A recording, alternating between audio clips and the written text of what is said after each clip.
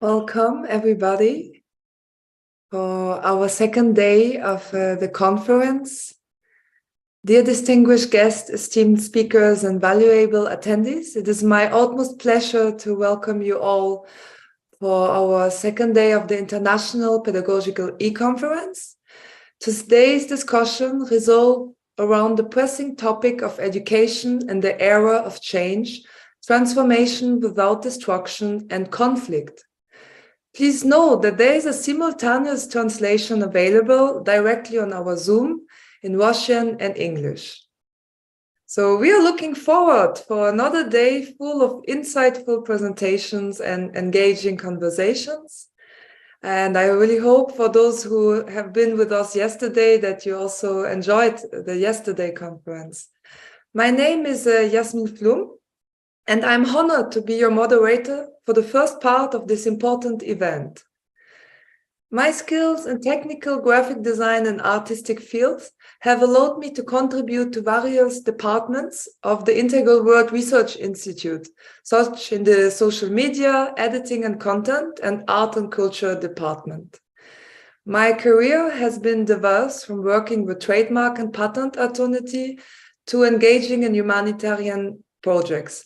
I am passionate about integrative approaches and advocating for sustainable and interconnected society, which I pursue mostly in the project IWRI. It is an honor for me to be part of this event, and I hope to contribute to its success. I hope everyone can fully participate today in the spirit of mutual respect and intellectual curiosity, and take away valuable insights and new perspective of the role of integral education in our society. Thank you all for being here. We remind you again that the conference is available in English and Russian, and also on YouTube live stream.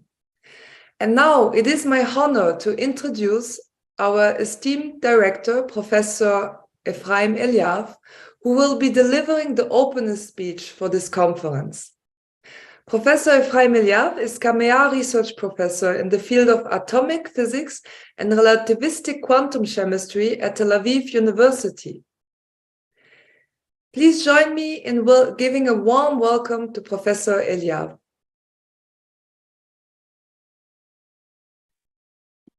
Thank you very much for this kind presentation, the adjustment. Good morning or good afternoon, depending where you are joining us, esteemed educators, distinguished guests, and fellow advocates for the integral education. Welcome to the second day of Integral Educational Conference. Yesterday, we embarked on an incredible journey of knowledge exchange, collaboration, and inspiration. We listened to wonderful, thought-provoking presentations, engaged in meaningful discussions, and began to explore innovative ideas to transform our educational landscape. As we continue today, let us not forget the core principles of integral education: a peaceful, united, holistic, synergetic approach that nurtures the intellectual, emotional, physical, and spiritual dimensions of human development.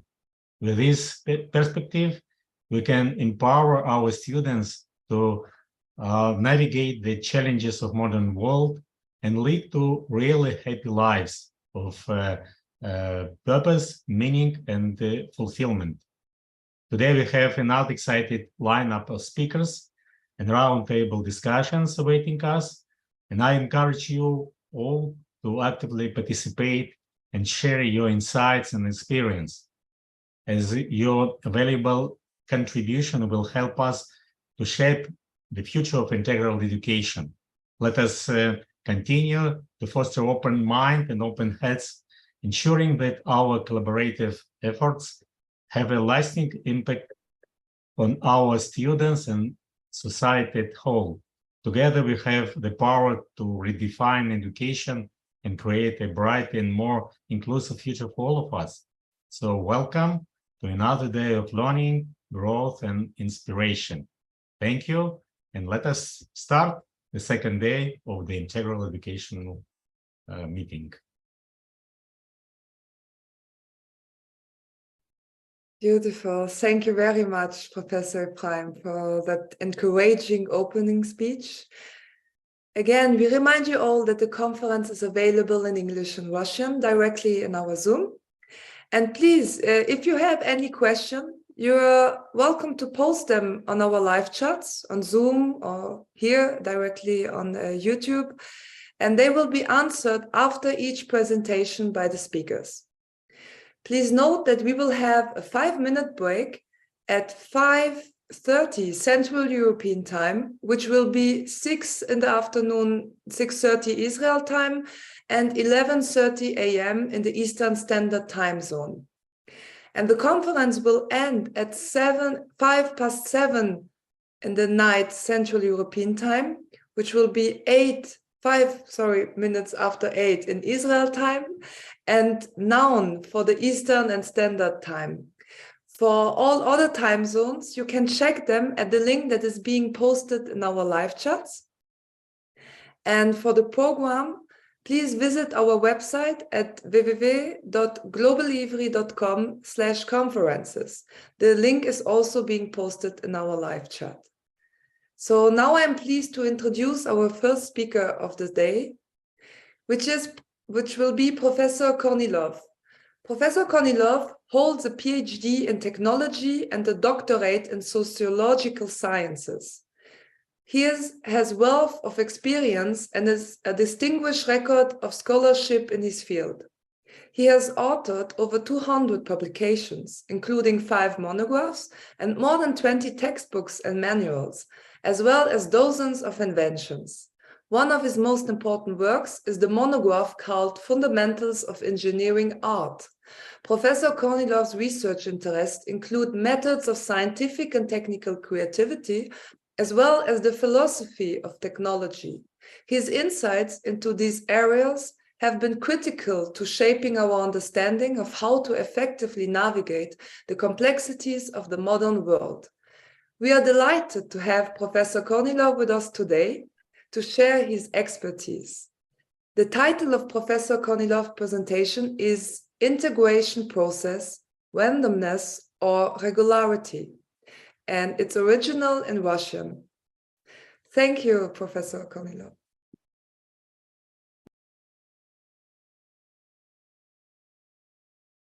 Да, спасибо за приглашение на конференцию. И вчера было очень интересное выступление. Попробую в таком же русле продолжить и сегодня. Сейчас я открыл экран. Надеюсь, его видно. Увеличу сейчас. Вот наш экран. Да, процесс интеграции, случайность или закономерность. Но сначала в качестве небольшого введения определение понятия. Процесс интеграции при обучении или интегрированное обучение обусловлен необходимостью создания у современников и будущих поколений целостной, гармоничной картины мира и на ее основе формирование творческой личности, личности, способной к саморазвитию. Само сообщение или доклад построено из 2 частей. Первая часть – это очень краткий обзор выступлений на конференциях IWRI в предыдущие годы. А вторая часть – примеры интегрального подхода у разных авторов в самое разное время за последнее столетие. В введении надо упомянуть хотя бы кратко, что попытки комплексного подхода для эффективной взаимосвязи между людьми имеют довольно многочисленные примеры. Я остановлюсь только на 2. Несколько десятилетий тому назад фундаментальные направления, связанные с физикой и химией, соединились и появились такие научно-исследовательские и академические институты, как Институт физической химии. То же самое произошло с направлениями социологии и психологии. Возникла социальная психология. То есть эта тенденция, она имеет общий характер, связанный с самыми разными дисциплинами. Вот в этой первой части очень краткое упоминание о содержании первых 3 выступлений. Одно из них было в 2019 году, и называлось оно «Мир без границ. Утопия или реальность». Вот эта вот часть, она связана с тем, что необходимо внедрение новой парадигмы. Можно ее обозначить как интегральность. А на примере политической карты мира очень хорошо видно, как до настоящего времени страны пытаются перетянуть на себя какие-то территории. И наш земной шар, вот развернутый здесь на плоскости, показывает такой калейдоскоп, который try to adhere to them other areas. развития и And this is what we came as a result of our development граничного между друг другом расположения как стран, так и во and многом, country being adjacent to one another. примерно 50-40 лет тому назад Approximately вплотную подошел 40-50 years ago, качественное изменение своего существования. the world was in danger of ending its existence. Обострилось почти до предела. We can call it as a point of bifurcation that Делать, came to its full development. типовые ответы, которые We have various answers to that, which are really not really answers. прекрасное будущее, How to realize a beautiful future that it's possible for the humanity as a whole. конечно, основной вопрос And of course, – это a main question смысл жизни. is the meaning of life. До настоящего времени его постоянно пытаются заменить тем, So far, что я называю that question сказки для взрослых. try to be substituted with some lullaby for adults, as I call it, И тому подобное. some kind of games or something. По этому сообщению было сделано несколько выводов. So there's a few conclusions about it. First conclusion, Именно вот эта постановка вопроса, как so основной the first thing который потом should be how to educate или a child correctly. используются все остальные знания. В чем смысл моей And then we could здесь на Земле? educate a child По этому докладу, further на основе тех материалов, которые by giving knowledge and all other в things. основе воспитания должна быть постановка или создание понимания So my second conclusion is it should be knowledge integration. вывод был связан с тем, что And the необходимо third conclusion, принятию решений на основе we need to системного transition to systematic decision making. Следующий слайд – это My next slide еще одно сообщение, еще один доклад в 2021 is another presentation that I had in 2021 магистров, где сравнивалось in this institute, IWRI Institute, прошлые века, how in the past лет тому назад, they и что происходит prepared magisters and what happened as a result. основное противоречие между So it was the main controversy was identified. я кратко здесь поясню, So in the system of higher education, тем, что приобретает человек громадное количество so компетенций, person acquires но при этом a lot of competency, вот этого синтеза, but и это сформулировано на этом there's no основании, synthesis. основная проблема современной школы, So this is the main problem образовательная. of contemporary school. Я прочту второй здесь вывод. Он So существует. I read another Анализ conclusion проводится с помощью that the analysis of the objects is carried out with the help of various modules, separate subject knowledge. But the problem of synthesis is unsolved, and the higher education included. And with that, we see new competencies. It's the ability to acquire new knowledge in conditions of significant uncertainty of the problem being.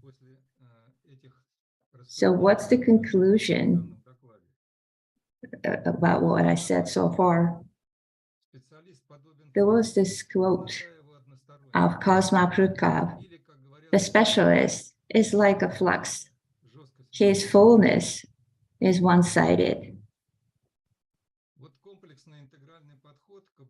The comprehensive integral approach to learning, it's a very serious fundamental material уже не только на четвертую, как So написано. this is a solution of ontological problems, and it should be focused on the development of relationships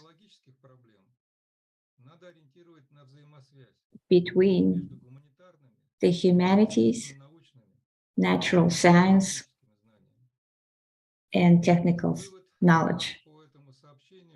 So the conclusion about it is that we need to have not only knowledge, but understand effectiveness of it. So we have complex of academic disciplines for masters.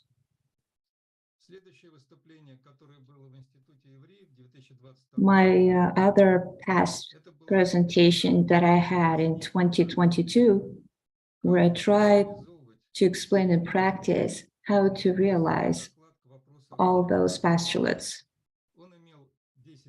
This is the question about history textbooks. And as a summary, I would like to ask this question: how to become a human, like real human? And the conclusion that I had, that it is necessary to completely change the consciousness of people, explaining the true meaning of existence on Earth. But this can only be done through training, integral approach, and related textbooks, primarily history textbooks. So that was the part that I made a conclusion on. Some of the summary and examples of comprehensive integral approach. And a second part, I had an examples that were realized, but in my view, were not really realized completely. So this is, first of all, Philosophy of Technology by Engelmeyer.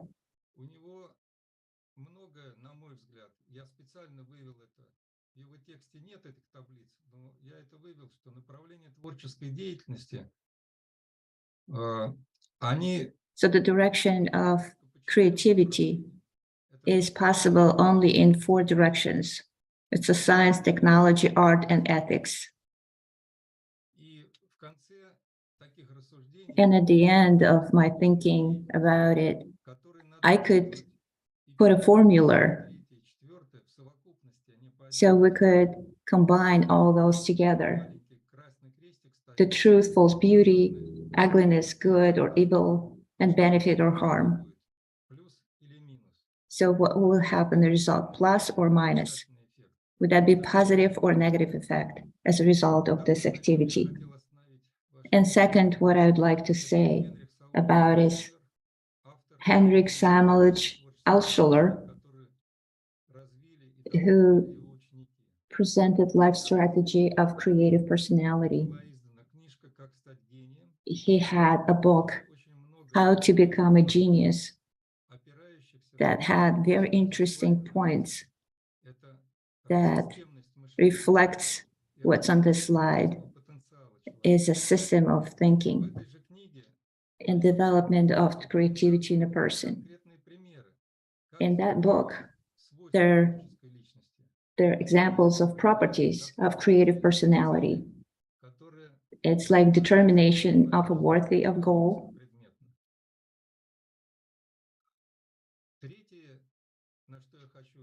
The third that I would like to say is it's a deep and unexpected idea connected to bank of negative effects.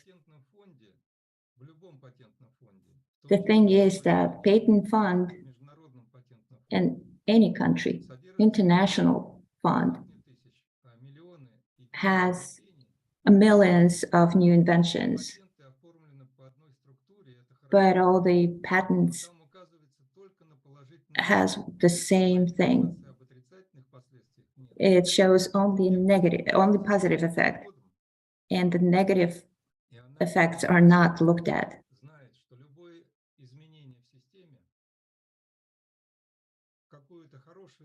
But we know that any change in the system on important criteria, positive criteria, partially would lead to negative results.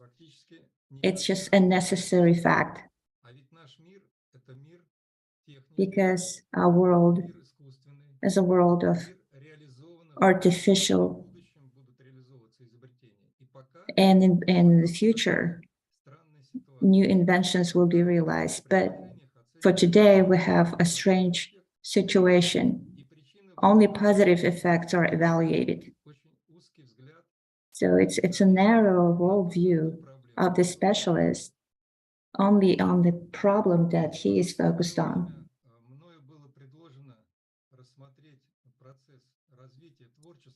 So I offer to look at the process of creativity through two directions, from mind and algorithm to what we call a soul, emotion, and imagination.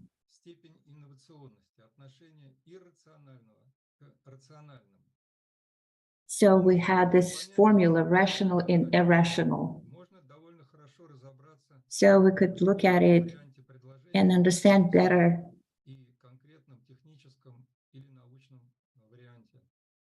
a technical conclusion. So what's the summary that I have about this? The first is that analysis of various numerous sources devoted to integration in upbringing and education showed us that, as a rule, this process is implemented using a formally bureaucratic approach.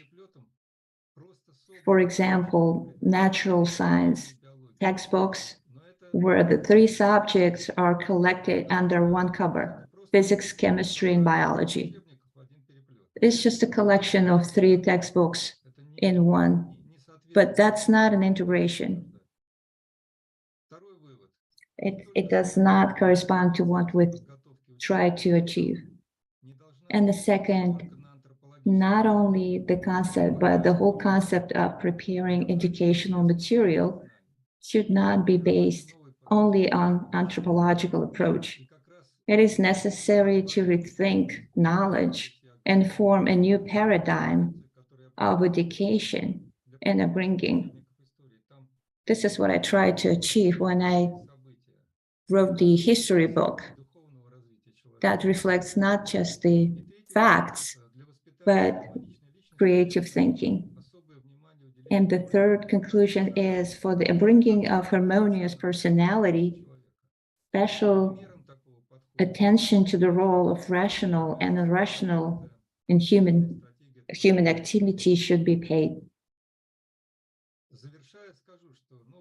And in conclusion, I would say that the new concepts of education proves all the summaries that I made before.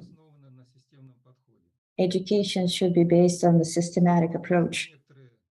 Here we have some of the works on the authors, like history and basis of engineers' activities and basis of technical fundamental discipline. And in conclusion, what our world will be in the future? And the answer depends on us. Thank you.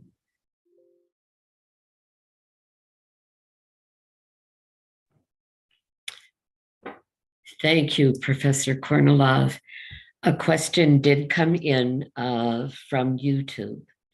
The question is, how do different cultural perspectives influence the process of integration? And what specific factors should educators be aware of when working with diverse groups of students?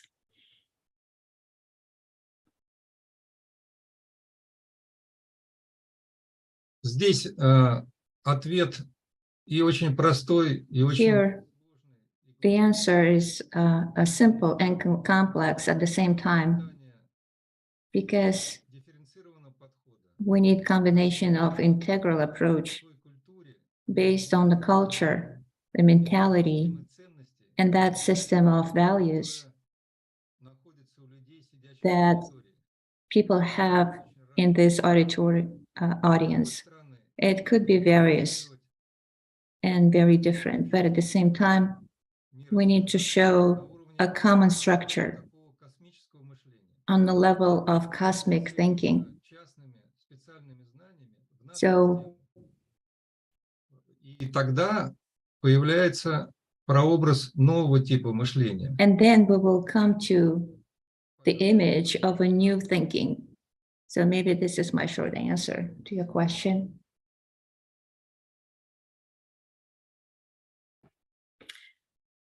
Thank you very much, Professor. At this point, I do not have more questions. Спасибо. Yes, and Thank thank you. you very much. Well, I have a question. I can ask in Russian. Большое спасибо за прекрасную... Thank you so much for the beautiful presentation. And you talked about integral education and not much talked about integral upbringing. So what do you mean by integral upbringing? I'll try to answer with a certain example. Approximately 20 years ago, in some of the schools, in high schools, high education schools, they had a special discipline, engineering ethics. When they looked at ideas that in some society, and they studied those problems, and then the students were witnessed this problem that they encounter, and they could solve only based on the system of values that they have to approach any problem. So all the problems are solved based on technical abilities. But what's connected to ontology, to our real existence, material existence, we need to talk about it. Those problems need to be discussed. And in one of the books that I showed in one of the slides, I tried to illustrate, based on my own experience, formulate those ideas and that could be the subject of discussion for the audience that has complex integral approach. So this is my example from life. That would be upbringing and education. Thank you. Thank you very much, dear Professor Kornilov. So for all those, if you have more questions, please, you can share them in the chat and we will send them per email to Professor Kornilov to further answer them, because now we need to move on to our next speaker. So if we can share, please, the email address where our participants can share the question. Thank you. Okay, and thank you, dear Professor Kornilov, for this insightful presentation and inviting us to such deep reflection. Thank you. A great applause for you.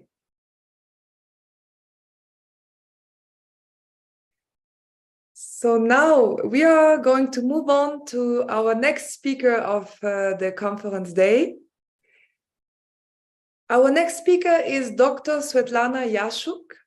She is a candidate of Psychological Sciences, Associate Professor of the Department of Psychology at the A.S. Pushkin Brest State University, with over 20 years of experience working in the university.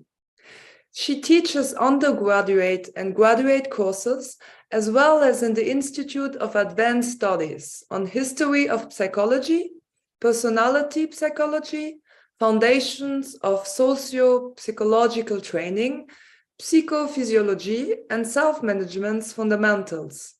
Her research interests include training in symbol drama, neuro-linguistic programming, psychosynthesis, working with eidetic memory, meditative auto-training, and Reiki.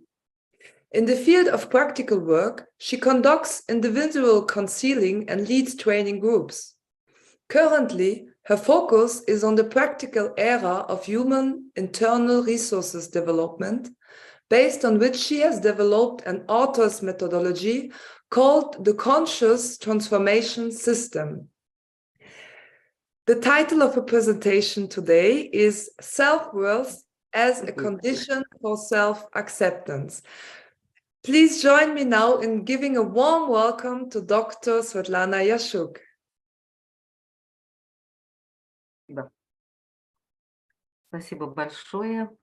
Thank you so much. Dear participants of the second Pedagogical Conference, I'm happy to greet you. I'm happy to see friends that I already got acquainted with. And I'm very pleased that I'm also participate in this process of change of education in null environment,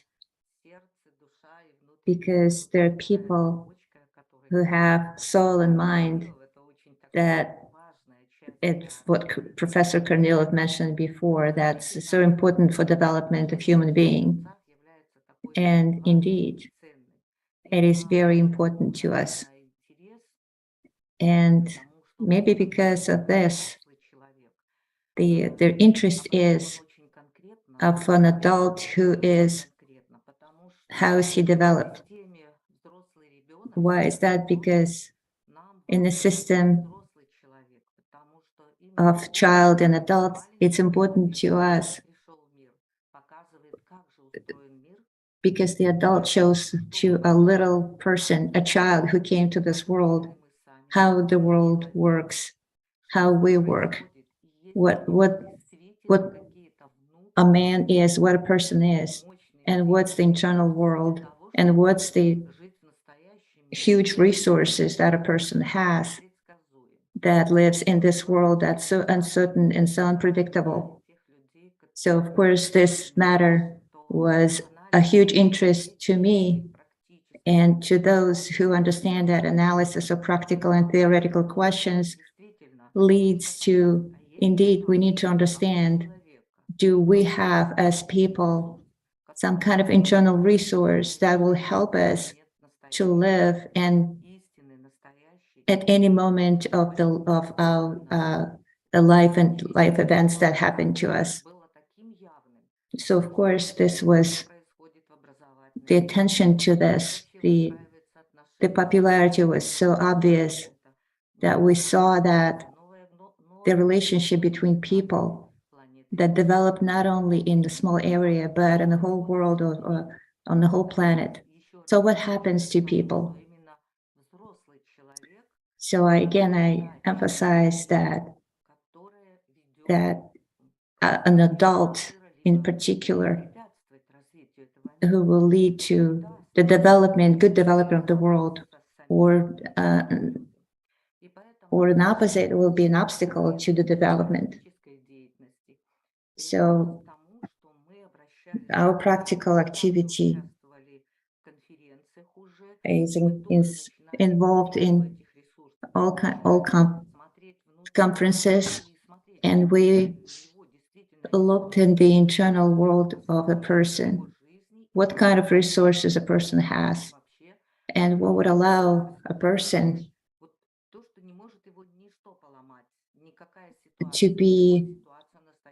to strive in life and to overcome any difficulties. So that's why we have developed this program, System of Transformation, where we came to a certain conclusion. So what is the basis for an adult that some people that are given the same conditions thrive in life and understand how to deal with the adversities, and others cannot. And there are some states that a person doesn't want to live in this world at all. So when we researched all of that, we came to the conclusion that basic feeling in a person is a feeling of love. And indeed, that corresponded to when I listened to Michael Lightman, when he wished to everybody, when he said, just love one another, not for anything, just because you're people. And he said that love is the most important feeling for a person. And it does exist in nature. And only based on love, any development, any relationship between people could be built. And then any other questions will be solved on a different new level, beginning from one emotion, love, and then we'll come to a different frequency of the vibration of the person. It's not an egoistic condition. It's a different tendency in development of a person. So that's why during 3 years, we worked with adults. Of course, this is just the beginning.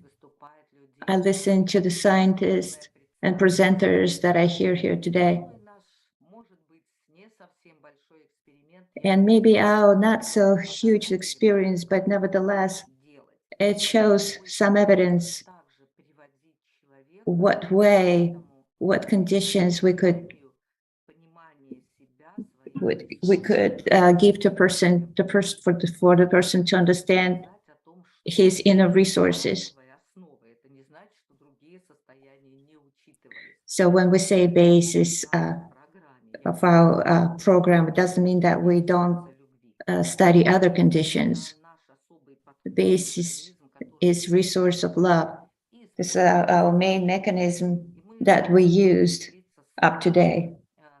So I would like to share with you some of the parts and illustrate how our practical activity is implemented.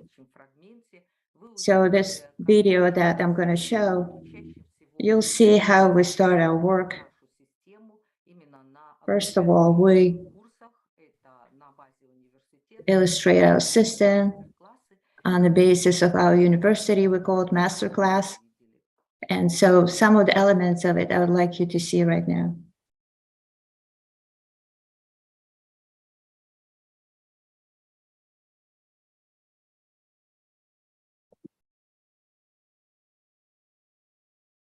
Итак, меня зовут Ульянова.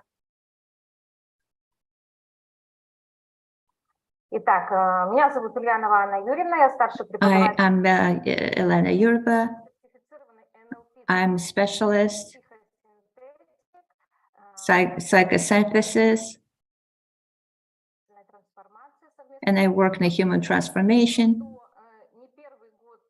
People who are here with us for a long time, they're the new people here, and who hears first time, they will introduce themselves.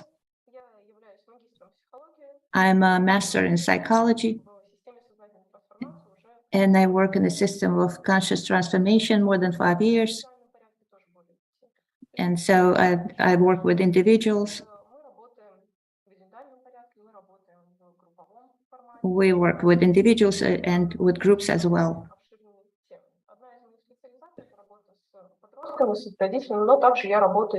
One of the topics that we look at here is the individual transformation.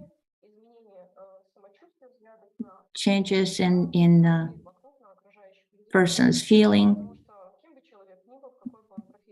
because where the person is, it doesn't matter what profession the person has, everyone has feelings.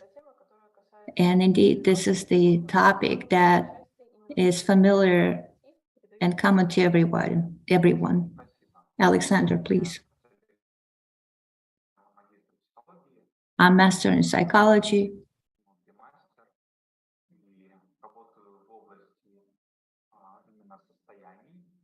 And I work with the inner states of a person in a system of inner transformation. What is the system of conscious transformation? When we talk about it, first of all, I would not say that every one of us is a certain state. So it depends. Sometimes it even depends on the weather.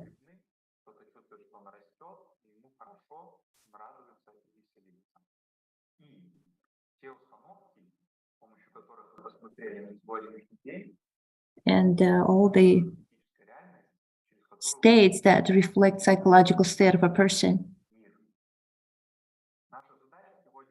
So our task today is to use tools of system of transformation. It's a conscious approach through your consciousness. So you will pay attention to what part of the body is affected by your thoughts. We'll show you some aids, and we can monitor what's changed in you. So, for example, if you see on the rain, you can choose the way you feel about it. So it'll be more natural and understandable to you. So our system is to self-evaluation. So the system of transformation allows us to work with our inner resources.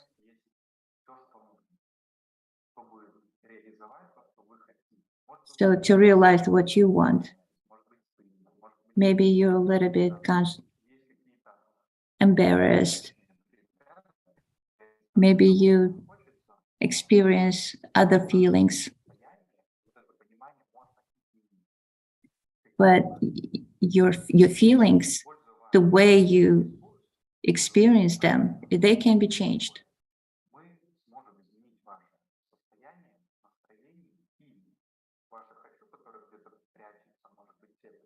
So we could change your feelings, the way you feel about yourself, your condition, your state, with this system. And you can do it, you can learn how to do it easily.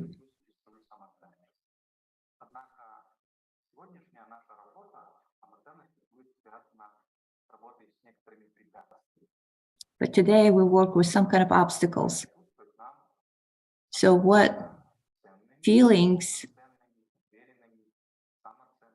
don't allow us to feel positively about ourselves?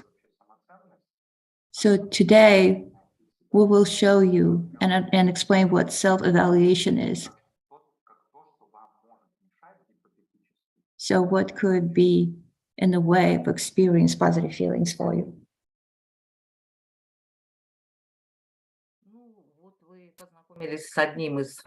So now you saw just one part of our work. The topics could be different, but they all developed in a concept of system of transformation. Our group studies the material for 9 months for us to approach to our inner resources and open the heart so the person would feel love. Of course, necessary to understand what else person has. And it was determined that there are multiple feelings that person could have. And mostly now in our world, there are fears. So we work with fears, feelings of hurt and guilt. And when we work with the first module, so it's like a little button that we open up and it flourishes, and then we'll look at the nucleus of it. So to come to that center, we need to look at the externality first. So again, I'd like to emphasize that here we also use the approach that we show through rules and principles of our system. And it's different from regular work with fear, guilt, and hurt. So we teach our students and everybody who interacts with us. So there's any situation has a silver lining in it. With this approach of solving any life situation has a different outcome. For example, work with the managing of fear.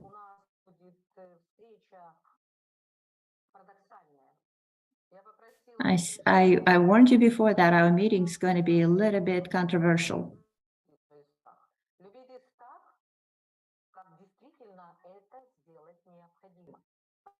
So if you experience fear, you need to deal with that.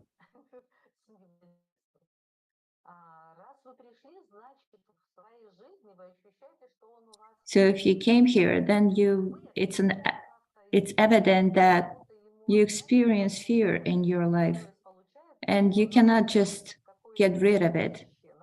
So it turned out that fear follows us everywhere, isn't it?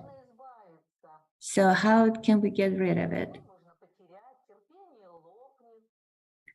You can lose love, you can run out of patience, kindness. What kind of kindness?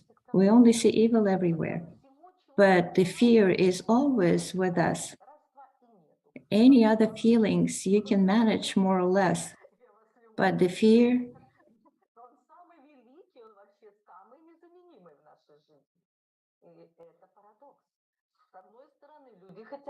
and this is a paradox. On one hand, people don't want to experience fear, they want to experience positive feelings. But I say, love your fears, and therefore, in the time for our interactions, we need to do some work.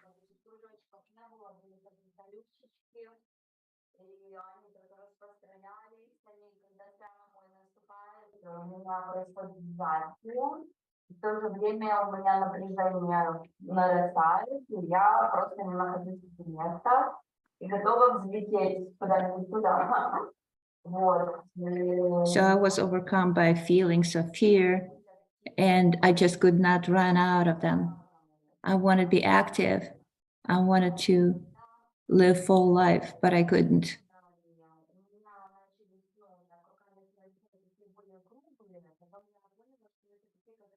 цветочки, даже если ближе посмотреть, некоторые огромные, похожие, вот такими воду бросаешь, цветочек такой, да, вот, и дальше вот эти вот все вещи как бы наполняют, ну, я вот. То есть внутри появилось ощущение такой растекаемости, течения, плавности, умиротворения. То есть страх, он как бы вошел сюда и подвижился с тобой. Ну, вот у меня такой страх, так меня видит, страх защиты диссертации в этом направлении. Вот. И когда я об этом думала, как всегда представляется процесс, вот это ощущение, потому что я не знаю, как это будет, что там будут за люди, как они будут меня слушать, как они будут настроены, меня слышать, вот ощущение вот этого напряжения, безбожности, там, делать ошибку, сразу что-то не то и так далее. Но сразу начали рисовать, и то есть у меня это рисовалось не буквально, как у меня сразу пошло, и начала рисовать. Я видела его таким тоном, холодным, сразу у меня появилась блок, и автоматически... So it seems like through drawings you can manage your fears. Естественно, раскрывает дающий вот эту силу, объем, который наполняет, выводит на какой-то другой новый уровень. Вот я написала, да, наполняющий, возвышающий, увеличивающий силу и так далее. То есть у меня вот самое быстро так получилось его трансформировать. Ну, я думаю, тут итогов подводить не надо, да? Вы подвели своими действиями, но последний итог там какой? Скажите, пожалуйста, что здесь нужно убрать в этом слое? Что бы So вы please tell me what you can take out of this sentence, what word you can leave and what word you can keep and what word you would want to take out of this. Просто стереть. So just erase it. Стерли страх, вы теперь знаете, что он вам дает. Но у вас It doesn't mean that we erased fear. You know what you can, how you can deal with this. Точно тоже вы сделаете в своих тетрадках. So the same you do in your notebooks. Умноженность, оставьте рамку.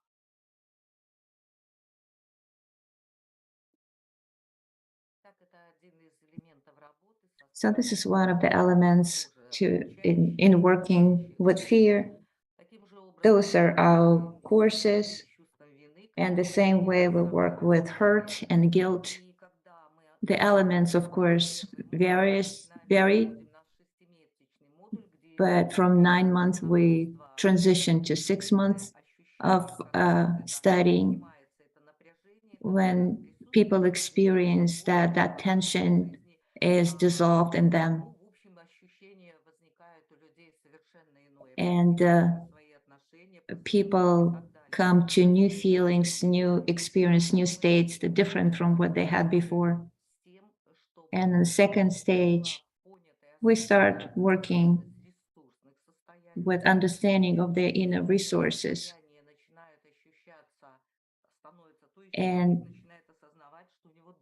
person starts realizing that, yes, the person does have inner resources and he could manage them. And then amazing things come to that person. It's a reality that the reality the person experiences is different now.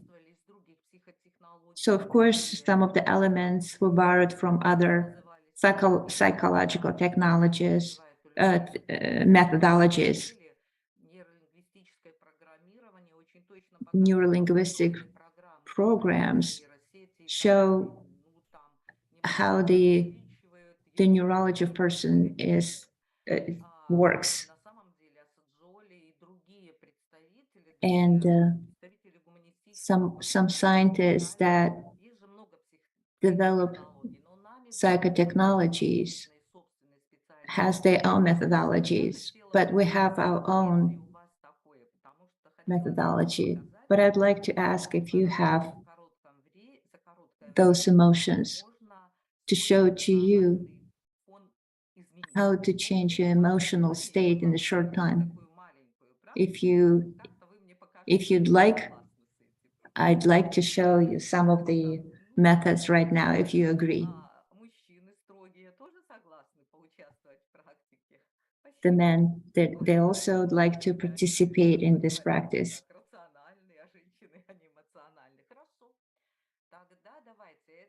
Then let's do this. This is just one of the elements of the system. Not all of them, of course. Our world, of course, consists of all kinds of emotions. We have thoughts. We have a lot of thoughts. That's true. But any clever, very interesting thought is accompanied by feeling, emotion. So, for example, if, for example, we feel fear, if you agree with me, it reflects in our physical sensation, like like for example, in your neck, in the back of your neck.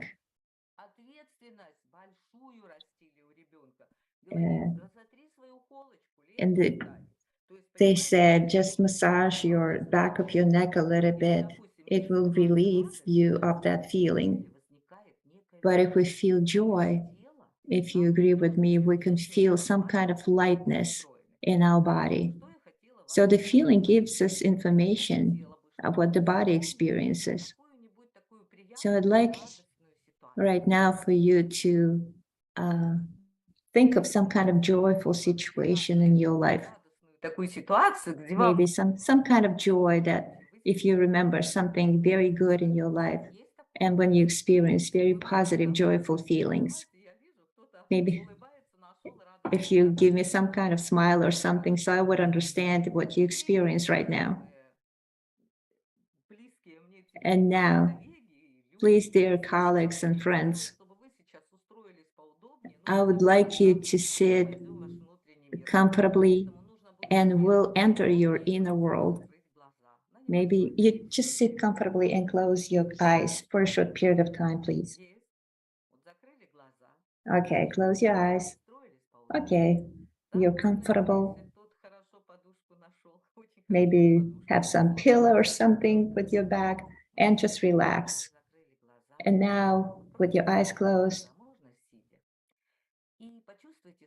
and feel your breathing, how easily and relaxed your breathing is.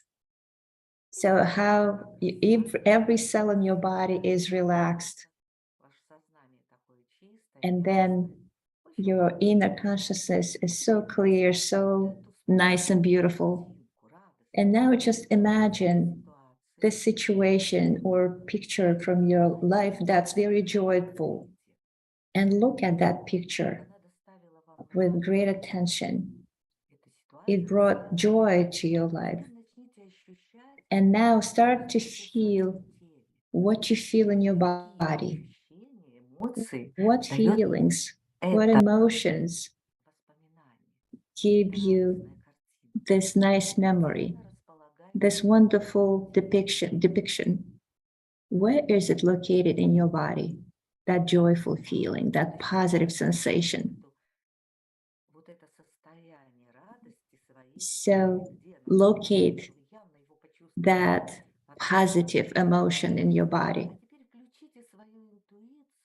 And now turn on your intuition and try to depict for yourself what color that energy of joy takes shape. When you work wonderfully, I can feel that. And now when you felt that joy and depicted that color, now that place where you locate your joyful emotion, try to grow that place. Try to grow that emotion and see that color, that beautiful color, fills up all your body, all your internal state, the whole you. and keep that state. And thank yourself for this wonderful work.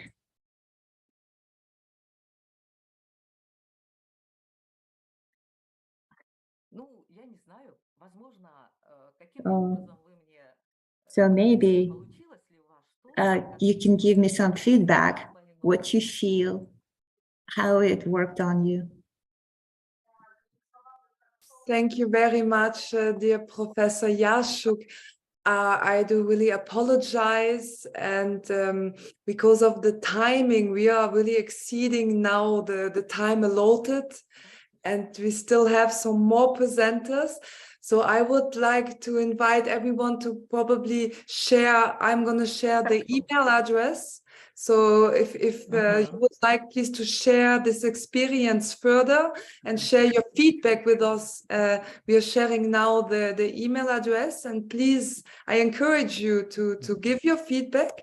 So it's our conference email.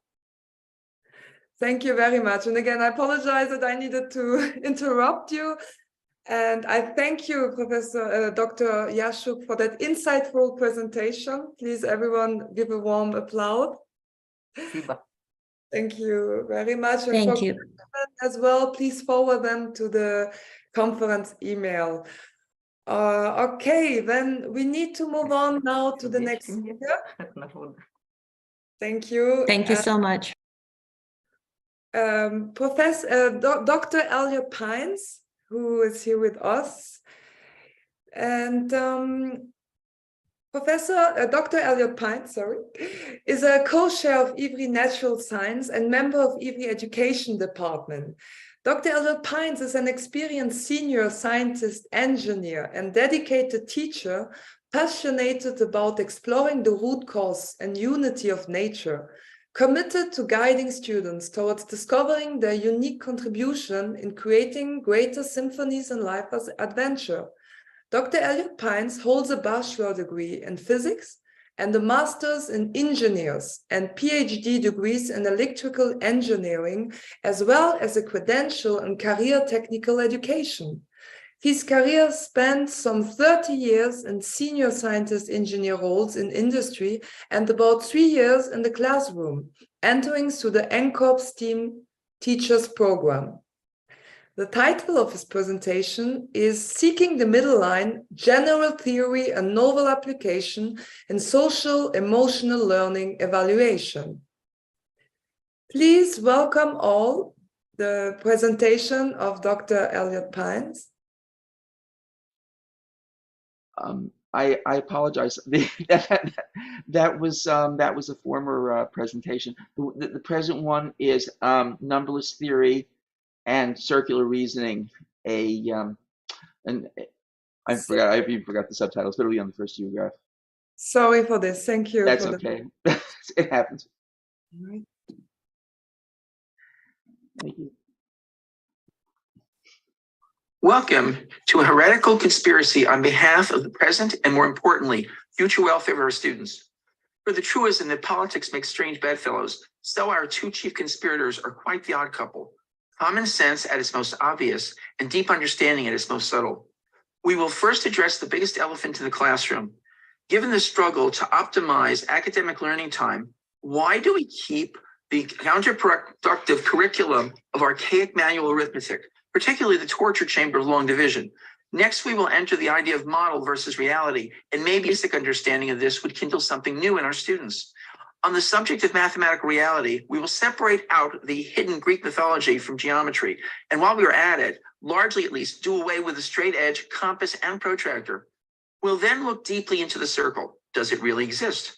While we are at it, how is it that quantity exists? Yet there are physical circles. Why?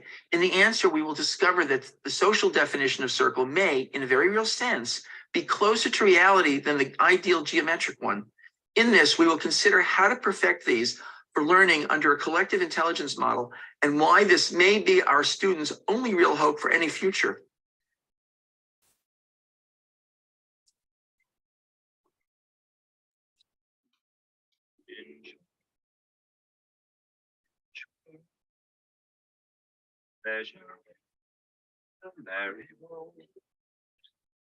You and your arithmetic, you'll probably go far.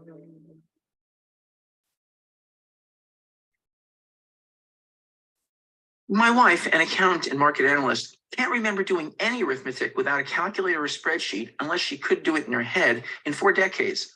Other than helping children with homework, I recall doing manual arithmetic only once during my 3 decades working in engineering, specifically back in the late 1980s. Some technical mishaps left me late for a meeting with no recourse in order to prepare rush slides. My department manager stopped me a few moments after the first such slide went up. He turned visibly angry, basically rattled off the question in the slide here, and told me to leave the meeting immediately and do the math correctly, electronically. And if I ever showed him arithmetic done by hand again, I would be fired. That's the dividend I received for hateful years perfecting division, etc. However, my educators could not predict the future. Today's educators have no excuse for not knowing what is already history.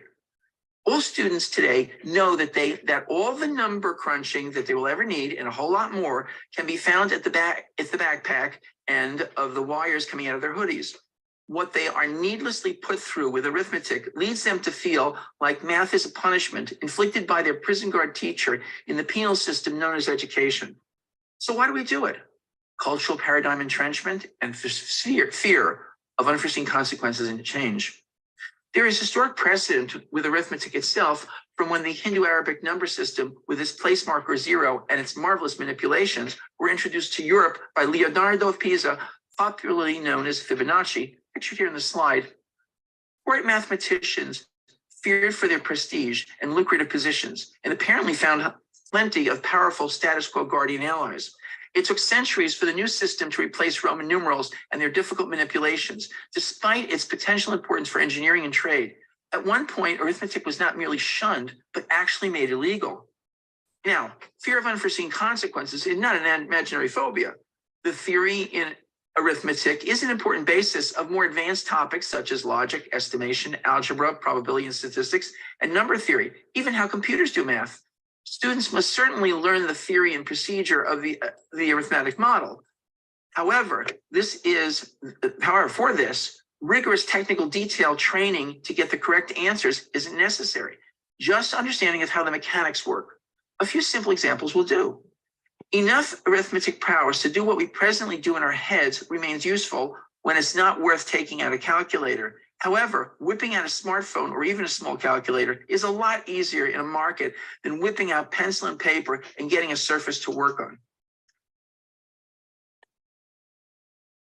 We'll now consider geometry, but our discussion will be different. The stakes are much higher, as we'll see, and the full understanding by necessity must be much deeper. We will start slowly, observing some things about lines and circles as covered in a typical geometry unit in even upper division elementary school. This will lead to a lightning fast, but hopefully comprehensible and eye-opening tour of the most modern model of our physical reality. From there, we will press on to the crucially practical.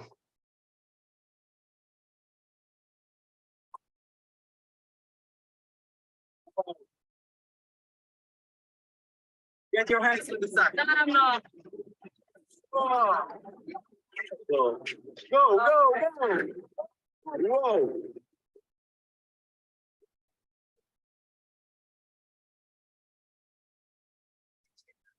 The noble line, ray, and line segment. Continue requiring training in the use of a straight edge to draw, rule to measure.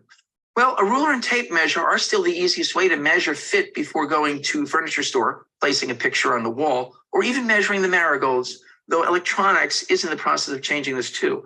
However, for drawing, these are not continua, but rather two graphical points of information. Artists usually sketch, architects and manufacturers usually use computers and robots. Perhaps in certain photorealistic or geometric abstract works, the artist may need a straight edge. Studies also show that there can be a creative edge to doing architecture the old-fashioned hand-drawn way, at least in combination with computer-aided design drafting, CAD-D, a neural feedback effect in tactile operation. However, such are special cases. A couple of minutes and most students have all the skill with the straight edge that they should ever need. And hopefully, soon inexpensive alternatives to the ruler and tape measure will become sufficiently perfected. The way of the future is to let computer-aided design and computer-aided manufacture, CAD/CAM tools, do the boring, steady hand, eye-straining work far faster, more accurately, more precisely repeated than we mere mortals could ever hope to. 3 points of information for our circles, and the tools getting marginalized are compasses and protractors. Otherwise, it's basically the same observations as with the previous slide. Again, largely hand matters off to CAD/CAM if you're a professional, and if not, just relax and learn to sketch. Before anyone protests that I'm ignoring the kinesthetic or tactile learner, I'd recommend the entire Veritasium video above, but for now, this clip should suffice. Review articles of learning styles consistently conclude there is no credible evidence that learning styles exist. In a 2009 review, the researchers note the contrast between the enormous popularity of the learning styles approach within education and the lack of credible evidence for its utility is, in our opinion, striking and disturbing. If classification of students' learning styles has practical utility, it remains to be demonstrated. What we're expecting is, if your style was honored, you're going to perform better than if you had some experience that conflicted with your style. And this is where we don't see any support for the learning styles theory. Along with the tangible figures that we use in the classroom today, there is also something intangible in Greek geometry that is dead wrong, but we still instill it into our students anyway, as noted in Plato's Republic. They are not thinking about these figures, but of those things which the figures represent. Thus, it is the square in itself and the diameter in itself which are the matter of their arguments, not that which they draw. Similarly, when they model or draw objects which may themselves have images in shadows or in water, they use them in turn as images, endeavoring to see those absolute objects which cannot be seen otherwise than by thought. Euclid, the father of most of geometry and its proofs as taught in high schools today, was a Platonist. The idealism discussed above directed him to seek out pure geometric logic based on the extreme of the line and circle through construction solely by straight edge and compass, what we've spoken of eliminated along with the protractor. Nonetheless, we can merely look to understand Euclid's derivations. If there are conceptual problems, let just the teacher do the given construction for the students so they can see it. Yes, maybe like architects, teachers should learn the old ways too. It took painstaking and traumatic upheaval in mathematics from the 1840s to over a century thereafter in physics, from the dawn of the 20th century up until this very day, to finally realize that Greek mathematicians saw nothing real in their thoughts. Rather, these were after images whispered to their brains as simplified models from their visual cortex. Are we being unfair to blame these ancients for lacking knowledge only available through modern technological means? We don't blame them for that. Rather, we blame them for an arrogant blindness that delayed our even properly thinking about matters for 2 millennia. Let's look at our friend the circle again, with no more than elementary school knowledge, much less than someone like Euclid. Let's see how far they could have gone to at least question, and then we'll take our roller coaster ride into high gear. Concentric circles with common center point C, from which come radial rays CA and CB, with inner circle intercepts A and B, and outer circle intercepts A prime and B prime. Of course, having graduated elementary school, we all know the definition of concentric circle: center, point, ray, radius, and intercept. That's all we need.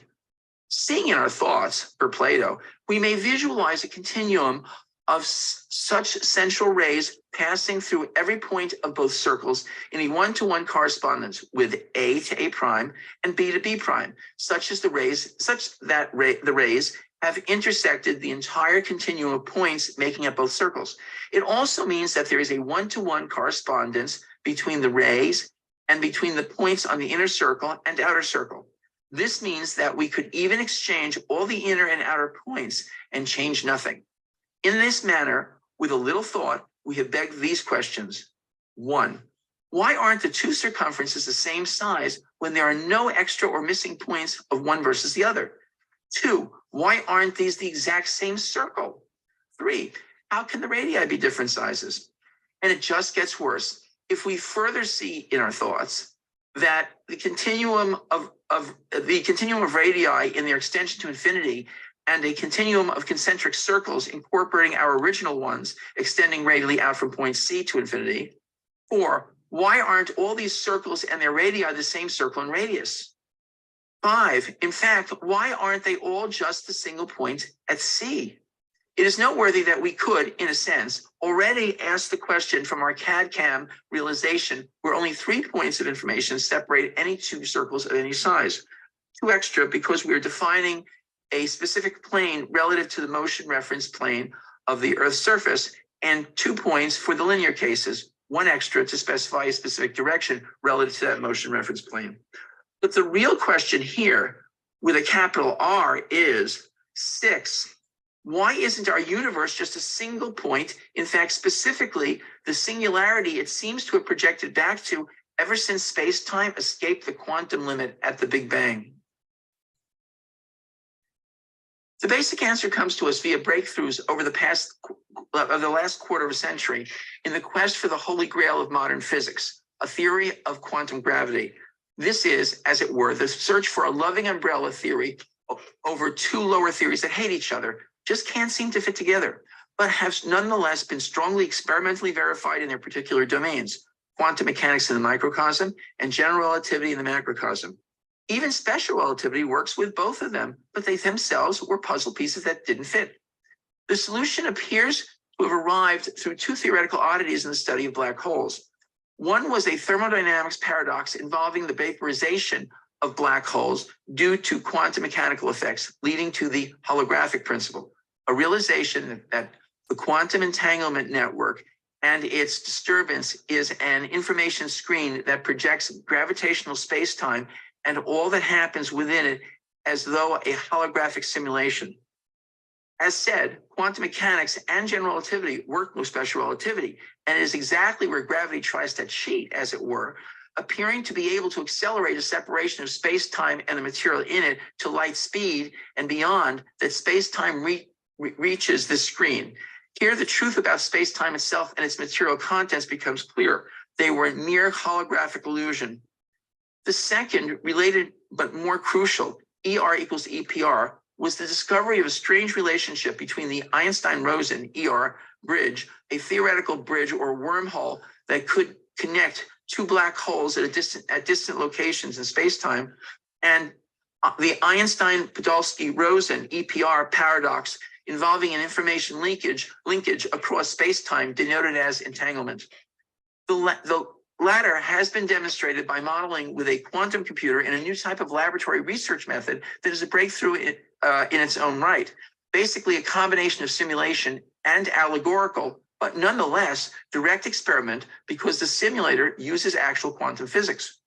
The result implies that the 2 subtheories never fit because they were actually 2 sides of the same quantum gravity coin. The collapse of one perspective transforming into the other, basically the relationship of a singular quantum information in the macroscopic and a disturbance in the entanglement projected into gravitational entropy, thermodynamic disorder, where the information is distributed into a microscopic complex in our space-time and above. It is the quantum that forces a point to actually be a minimum finite extent. Now, this alone would lead to perfect symmetry and the disappearance of the physical circle. However, the transform to gravity, the non-Euclidean curvature of space-time, provides the differentiation needed. On the other hand, that very curvature into continuum would lead towards a zeroing of points. Only it, in turn, is saved by the reverse transformation. It's not just our classical Greek concept of geometry that is shaken by this requirement of both similarity of form and differentiation. Let us briefly return to arithmetic. Now, in the video clip at the beginning, the children in the adjacent schoolhouse were doing sing-song memorization. 1 + 1 are 2, 2 + 2 are 4, etc. However, herein lies the same physical reality issue. We note that there are cardinal numbers and ordinal ones, the former corresponding to uniqueness of items, the latter to a differentiation in time, location, or some varying property. Even abstractions take on specific physical configurational representations in our brain. Does arithmetic refer to quantities,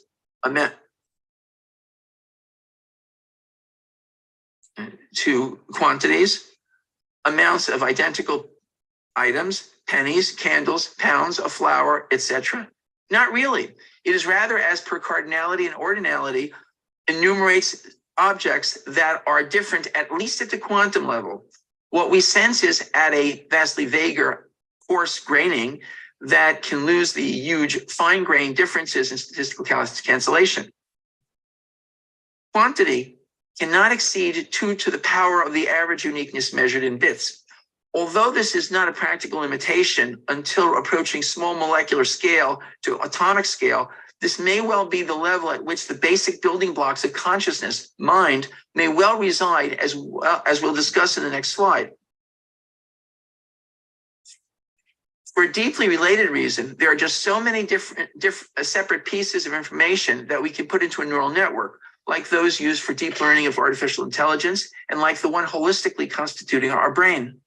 In a deep sense, existence in our world requires a type of more abstract circle of diversity about a common center.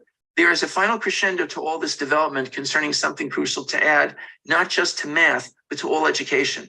First, though, let us turn to one fascinating problem solved with quantum mechanics, but that was first somewhat solved in an innovative classical manner some years before the discovery of quantum mechanics. In this case, the classical solution may hint at something of an even deeper reality. We have before us the Gibbs paradox. Classical thermodynamics predicts, as experiment bears out, that in opening the valve between two gases of the slightest difference, the interdiffusion leads to introducing entropy and work can be extracted, say to briefly power a light bulb. On the other hand, when the gases are absolutely identical, the interdiffusion provides no increase in entropy and no available work. How does nature know the difference, as macroscopic thermodynamic quantities are not supposed to be at all dependent on the microstructure of near ideal gases? Quantum mechanics eventually solved the paradox in terms of the exchange of indistinguishable particles implied by the identical gas case being a meaningless concept. However, something of a classical physics answer was offered in the interim, to redefine entropy in terms of perception instead of physics.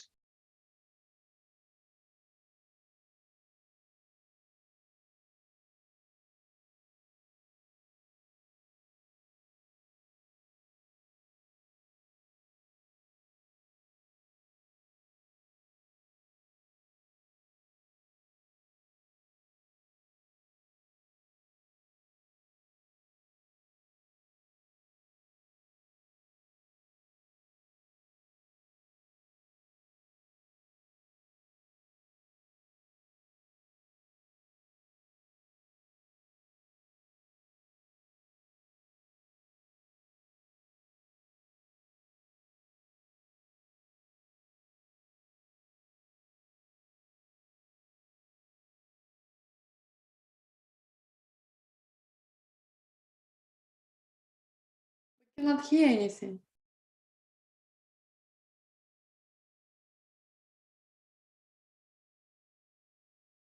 Jasmine, please unmute yourself.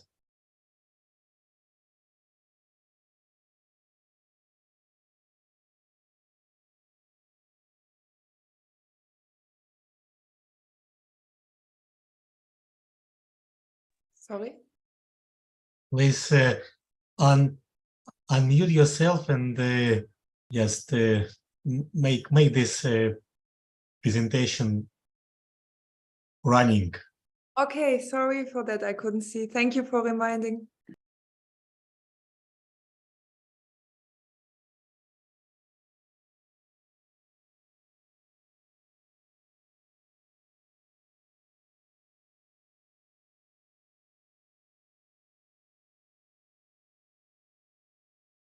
Jasmine, we cannot hear. Please unmute yourself.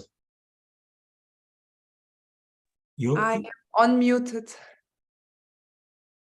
It's,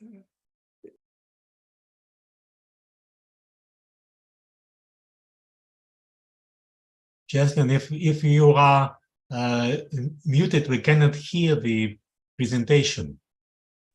oh, all right. I understood. I have to keep the mic open. Yes.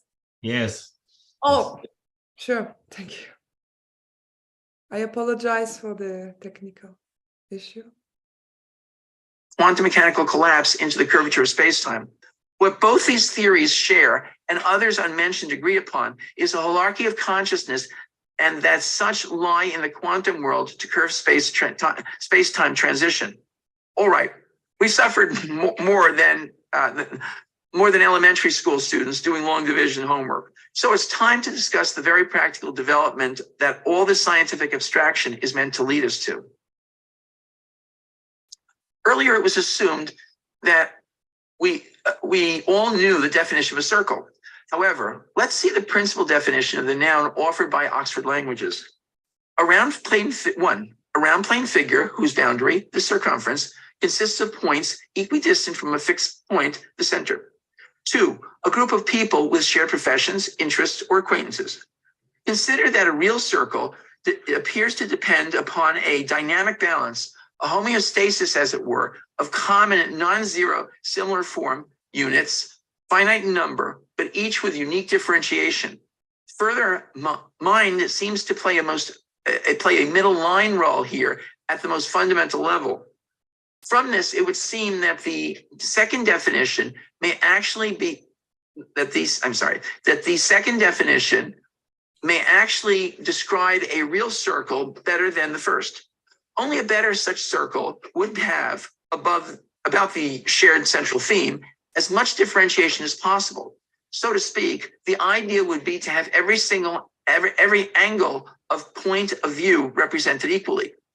This is the circle that we want our students to really learn, as it is the starting point for developing integral communication and collective intelligence within the context of integral education. This seems to be a human, self-evolutionary equivalent of nature's communal adaptive systems, these also demonstrating a remarkable intelligence. This ability may be our key to the success of the next generation in overcoming many problems that we have bequeathed them. What they must be trained to do is to question without threat or social pressure. Bullying, blatant or subliminal, is bias that destroys collective intelligence.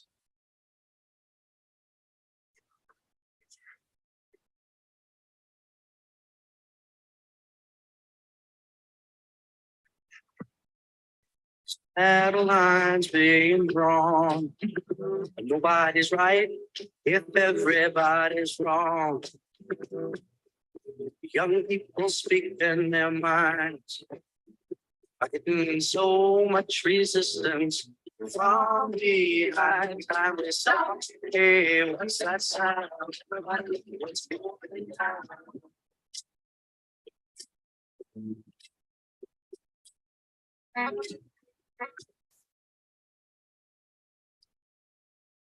What a field they call the heat.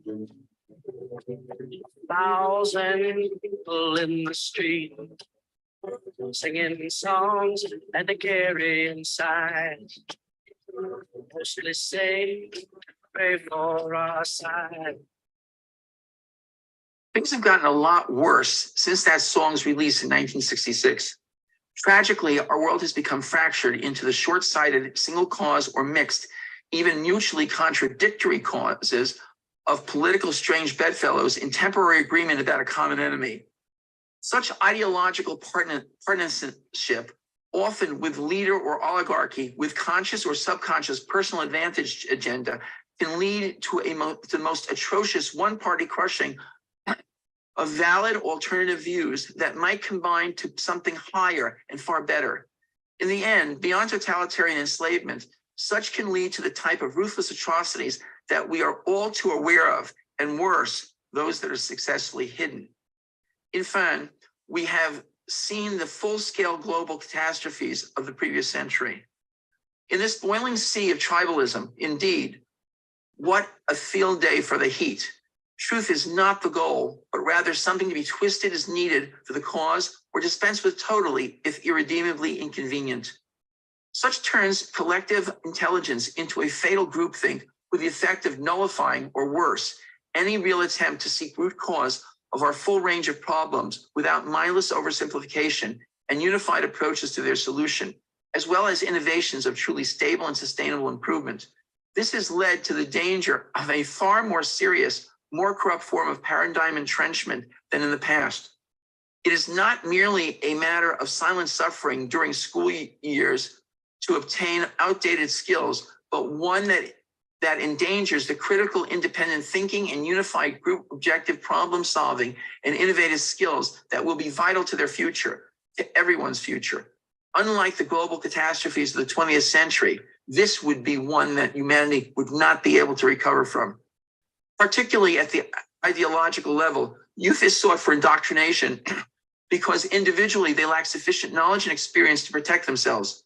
Further, they are in a controlled environment at the mercy of a school culture enforced by academic power and indoctrinated peer pressure to the point of physical and cyberbullying. Curriculum, course sources, and the correct answers, the homework and exam questions outside of the exact sciences, and even these can be encroached to an extent, are largely predetermined. It is crucial in this regard that student integral learning circles are protected, a bit like having a surrounding wall. They must have the freedom of thought and speech, and so the teacher must merely provide introduction and some direction. The students as an integral group must always be allowed to challenge the teacher's views, to demand evidence or sources and challenge them. The integral group forms its own objective truth-seeking culture if set up correctly. It should know what is fair challenge versus merely childish disruption of the flow of useful information and direction by the teacher and the group learning process.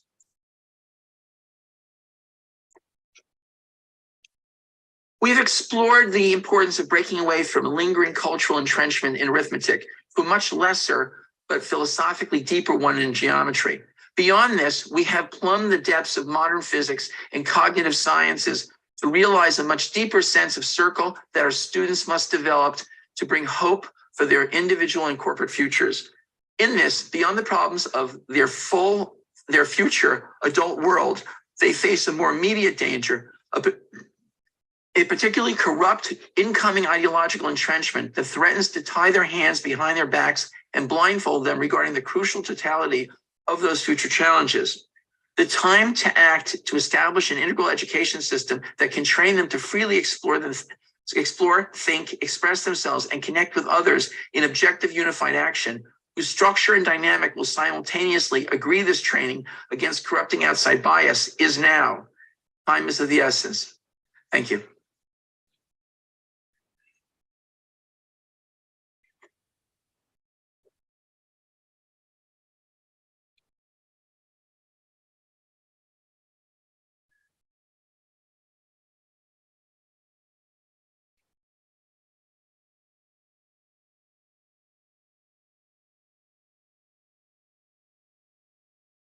Thank you for that presentation.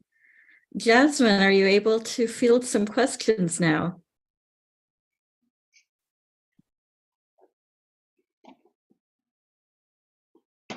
Thank you. Oh, we're experiencing a little bit in delay of the technical, so I truly apologize for all the technical incoherences and hope that you still have enjoyed the informative and insightful presentation of Dr. Elliot Pines.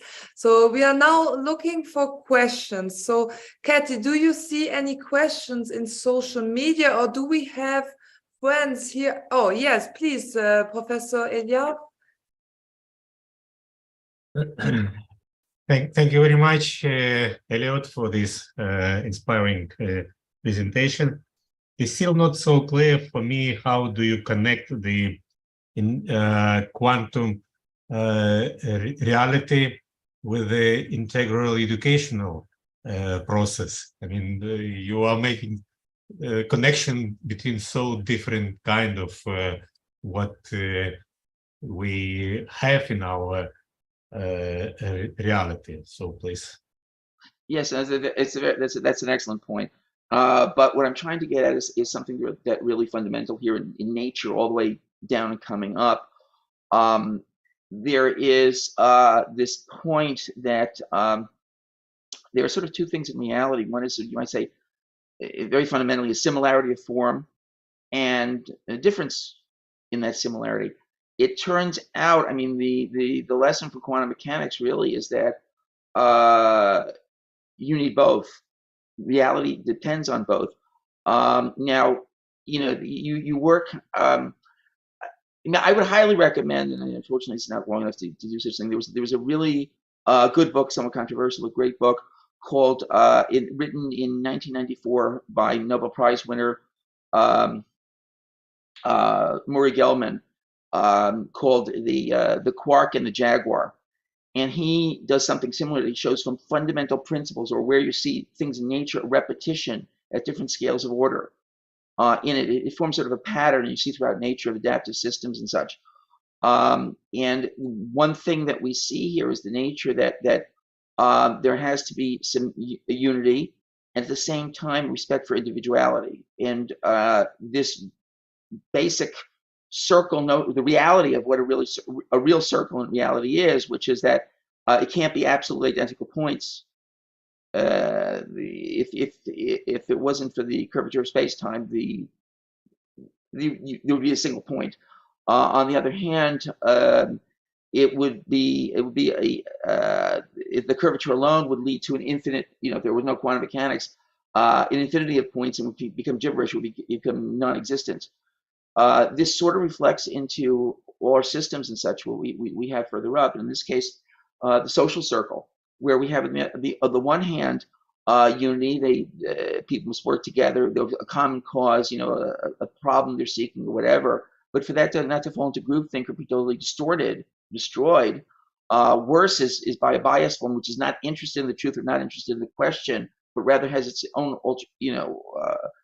short-sighted agenda. That this is really necessary to give these circles these independence, and especially it has to start at the student level. This sort of this collective intelligence, this unified being, which requires the differentiate a complete 360-degree circle, you might say, of perspectives, and yet a common cause in trying to seek out the truth, the center of what they're all getting at, is really the way to get it, the answers that we'll need into the future, very, very complex questions that we're facing. If not, we end up with the same political nonsense about, we're going to do, et cetera, et cetera. And we know all the problems, everything from global warming to material waste, running out of energy, that all the issues involved in the world, and none of them are being solved. That the only answer we have to anything now is if an asteroid were to hit the planet, that we have a potential solution to. But none of the other real problems that we're facing countless ones, and we can't even solve one of them, much less the entire integral system of them. We need to get a root cause, and the circle is the only way. And we see from this fundamental nature that for that to thrive and give existence, continue existence to humanity and the world in this case, we need the differentiation between the parties and the common cause in doing it and seeking the truth. Okay. Thank you very much. I believe that we will continue this discussion on our IWRI seminars. Yeah. Thank you very much. Okay. Do we have any more questions?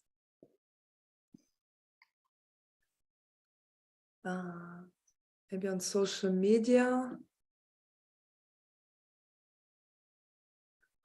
Okay, well, if there's no more question, or maybe you want to have later, please, you're invited to send them to our conference email, which is being posted in the chat. And we really appreciate the time and effort you put into preparing and delivering this inspiring and informative presentation, dear Dr. Elliott Pines. I'm sure everyone in the audience has gained a lot from your talk, and we are grateful for the opportunity to learn from you. So thank you very much. We give an applause. Thank you. And we wish you a great flight. We know you have waiting your plane, so have a great flight. And thank you for having been with us today. Okay, so dear friends, we are a little late. We have accumulated 5 minutes delay, and apologize for all next speakers. But we are still going now into break to have a short coffee break. Please take the time to have some refreshments, grab some snacks. And please note that for the rest of the conference, it will be our friend Oksana Petroverska from Florida who will be moderating. And I would like to take a moment to express my deep appreciation for the privilege to be part of the conference and moderating you. It has truly been an honor to lead such insightful discussion and foster learning amongst this remarkable and diverse group of attendees. Okay, please return back in 5 minutes. We have some more exciting presentations for you. Thank you.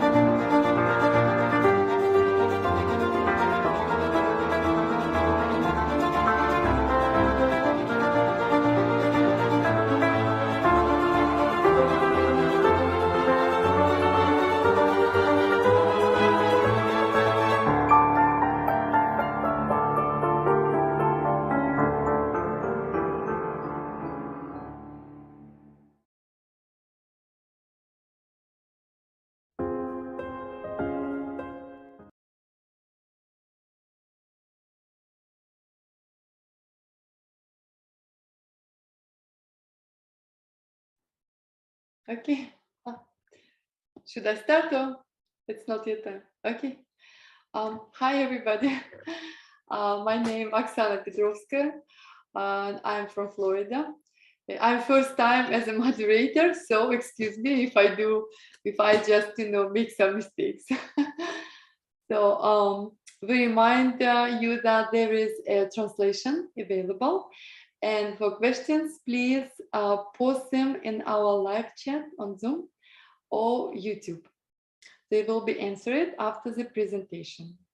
And now we will return to our presentation number 4. The title of presentation, Connection in the Classroom, and our presenter, Mary Irene Pennock. Mary Irene Pennock, author of the book Connection in the Classroom, Education for Humanity, editor for over 20 books and several hundred articles for various publications, and recipient of the 2022 Empire State Excellence in Teaching Award. Holds masters in English and Communication and bachelor in music education from New York Potsdam. She has taught career and technical education, English language arts for over 20 years, composition at Jefferson Community College, and has conducted several professional development sessions for teachers and school administrators. Mary has expertise teaching collaboration and team building strategies for result and high quality productivity and meaningful working relationships. Having conducted hundreds of connection seminars, she has integrated people from diverse ages and backgrounds to a place of mutual respect, understanding, and warm-hearted friendship. Please welcome Mary Pennock. Thank you. Thank you so much, Oksana, and everyone for such a very warm welcome. And thank you, IWRI, for inviting me to speak today. It's a huge honor to be among such distinguished colleagues, and I greatly respect and admire all the work that IWRI does. And special thanks to Kathy Perello. She's been absolutely wonderful helping me prepare for this presentation. So thank you so much. The presentations have been fascinating, inspiring, and I look forward to each and every one and throughout the rest of today.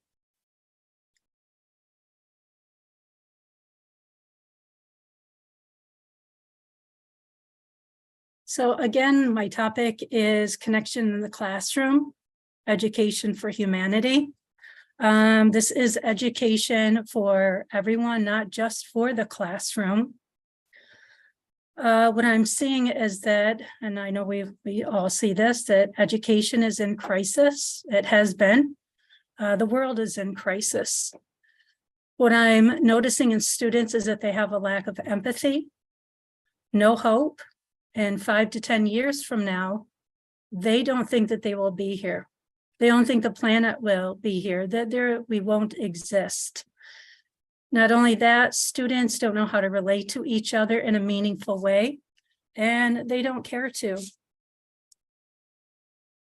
So after years of success with this method, knowing a little of the research that I developed along with collaborative group of film producers, yoga instructors, college professors, very eclectic group, very much like IWRI. I knew a little of the research. I delved into the science that backs up what I already knew to be effective so that I could present it effectively to educators and all facets of society. I was also compelled to bring this method to as many students as possible because I saw the transformation that occurred in every student. It is a method that teachers can readily implement. It is an empirically proven method. I know colleagues from LA to New York City, Toronto to Florida, many other continents and countries who have used parts of this method with resounding success. These are some of the connection sessions that I've conducted personally at Bowen Technical Center where I teach. I've conducted professional development, over 100 sessions. The director was so impressed that it did become part of the curriculum at our CTE Center. JCC Continuing Education, Happiness Course, a leadership group at Hillel at Hamilton College, Limud, Jewish-focused conferences in Canada, and special professional development for teachers at Temple Sinai, and then several other conferences in the United States. This is an integral approach, integrating mind, body, heart, and soul. Students need to be engaged on all levels in order to be successful, in order to be fully human, to experience a full human qualities of existence. And as a result of this integral experience, the mind, body, heart connection, deeper questions about life start to emerge. There are 3 foundational sessions. Each one builds on the other, so they're all essential. There isn't one that should be skipped. Students really need to understand the scientific basis of why this method works. And obviously teachers who use it.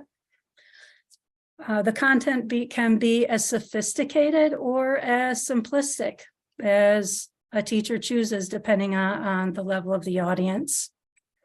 So part 1 is about connection.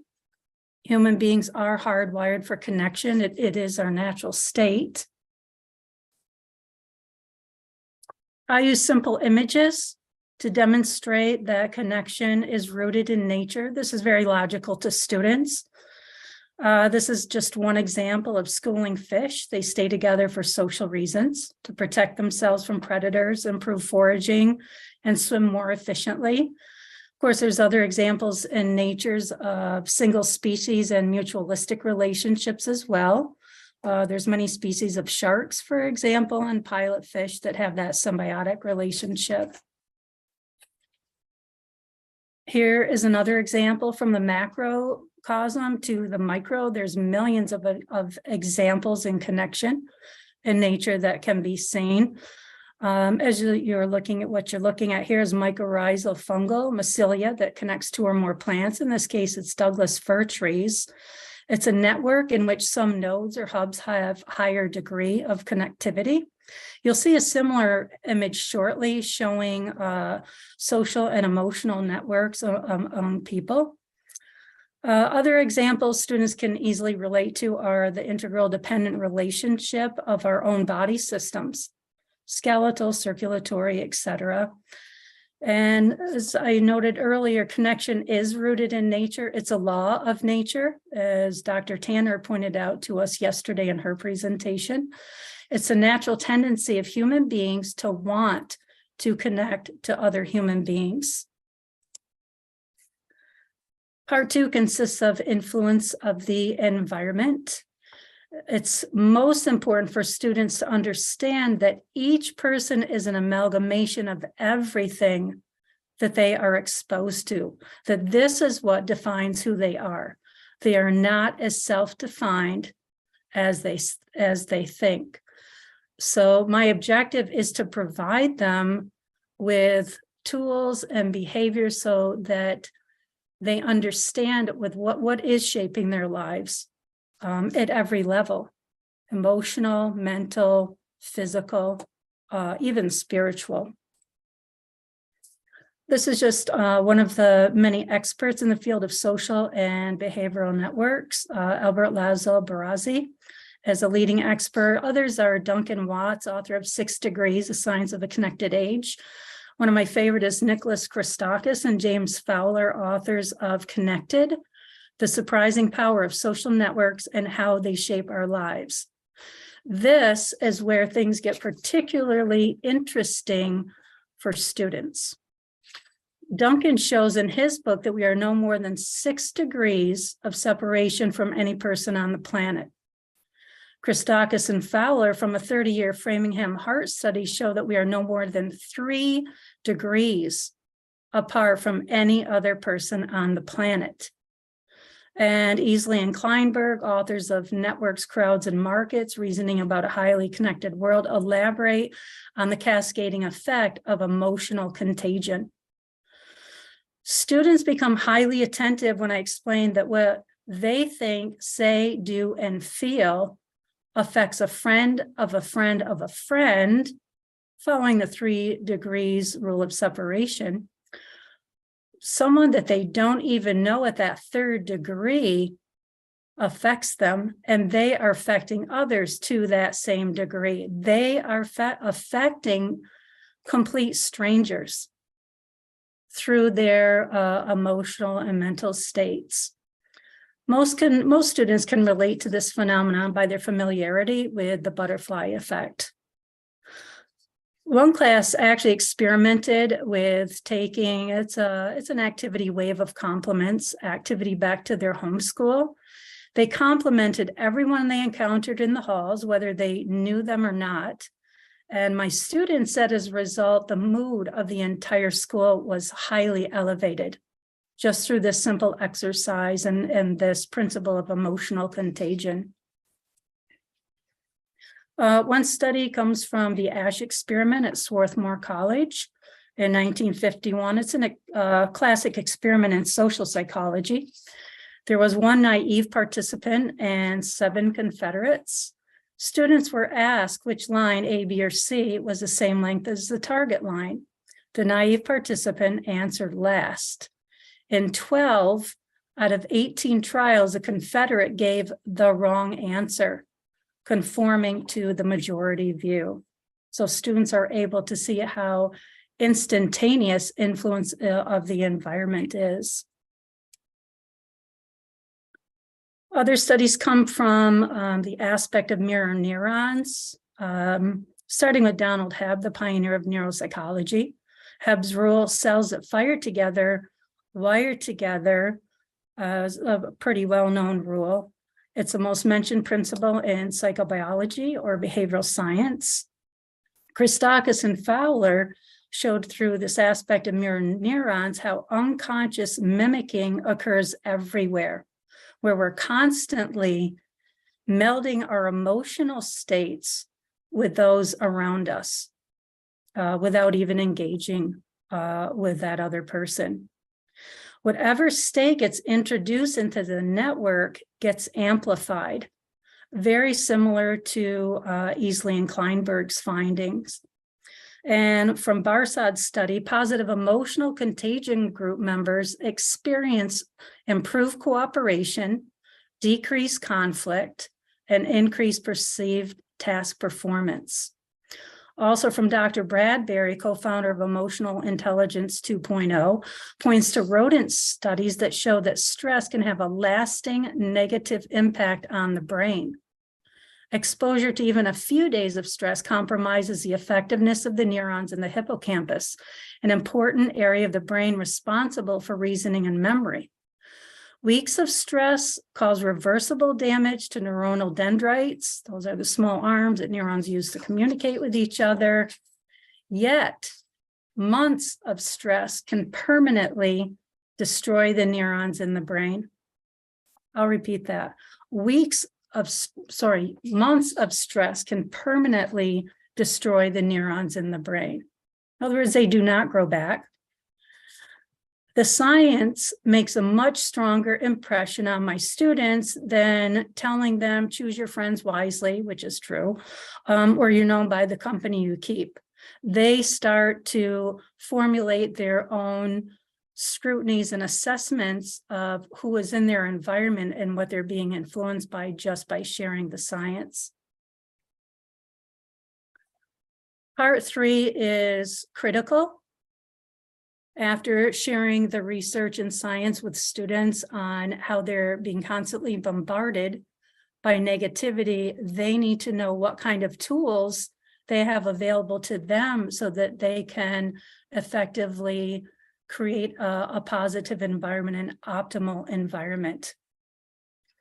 First, I discuss habit formation and the importance of forming 3 habits that have been proven to increase happiness, life satisfaction, and success. The first one is practicing the golden rule. It is a tenet of several major world religions, as you can see in the sphere here. Just a few examples, I won't cover them all. Christianity, thou shalt love thy neighbor as thyself. Islam, to the left of the cross at the top of the circle. No one of you is a believer until he desires for his brother that which he desires for himself. And to the right of the cross, Hinduism. This is the sum of duty. Do not unto others that which you would not have them do unto you.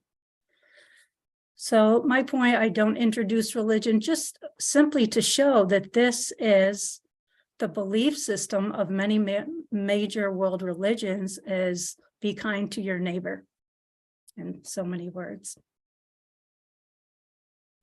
A second most powerful habit for life satisfaction and happiness is to emit gratitude.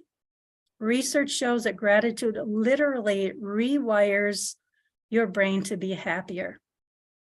One course I taught was a happiness course at Jefferson Community College, and two women who came to the course, they were looking for other tools to be even happier. Throughout the day, they would make a list of all the things they were grateful for, and at the end of the day, they called each other and shared their top three. It was a powerful addition to the course. It's a small example, personal example, yet there are at least hundreds of different studies on gratitude and how it helps to reshape our perception and our view of the world and increase that level of happiness. All the research I do, by the way, I share with follow-up activities, typically a game, always with an intended purpose, and focused questions after that activity. Students are having fun, they love the activities, they love the games, yet they know that there's something that I see that the class needs. That's why I choose that game, and that's why I introduce the debriefing questions. So I'll talk about that shortly. The third habit I encourage students to use is to utilize CBT, cognitive behavioral therapy. In short, it's passing one's thoughts through a supportive environment that provides perspective and leads to more positive, at least less damaging emotions, and in turn, more favorable actions. And this comes from classical psychology. Students are at an age when they're feeling self-conscious, also more withdrawn after COVID lockdowns, being isolated physically, mentally, and emotionally. By providing them strategies to build a supportive social circle where they feel safe, they'll be more likely to open up to others in their circle and less likely to get stuck in circuitous negative thoughts. I introduce this as a tool to encourage them to build their own supportive environment. I should say I don't practice CBT in the classroom. I'm not a psychologist. I don't pretend to be. I just introduce this as one tool that they can use to take control over their environment and build an optimal environment.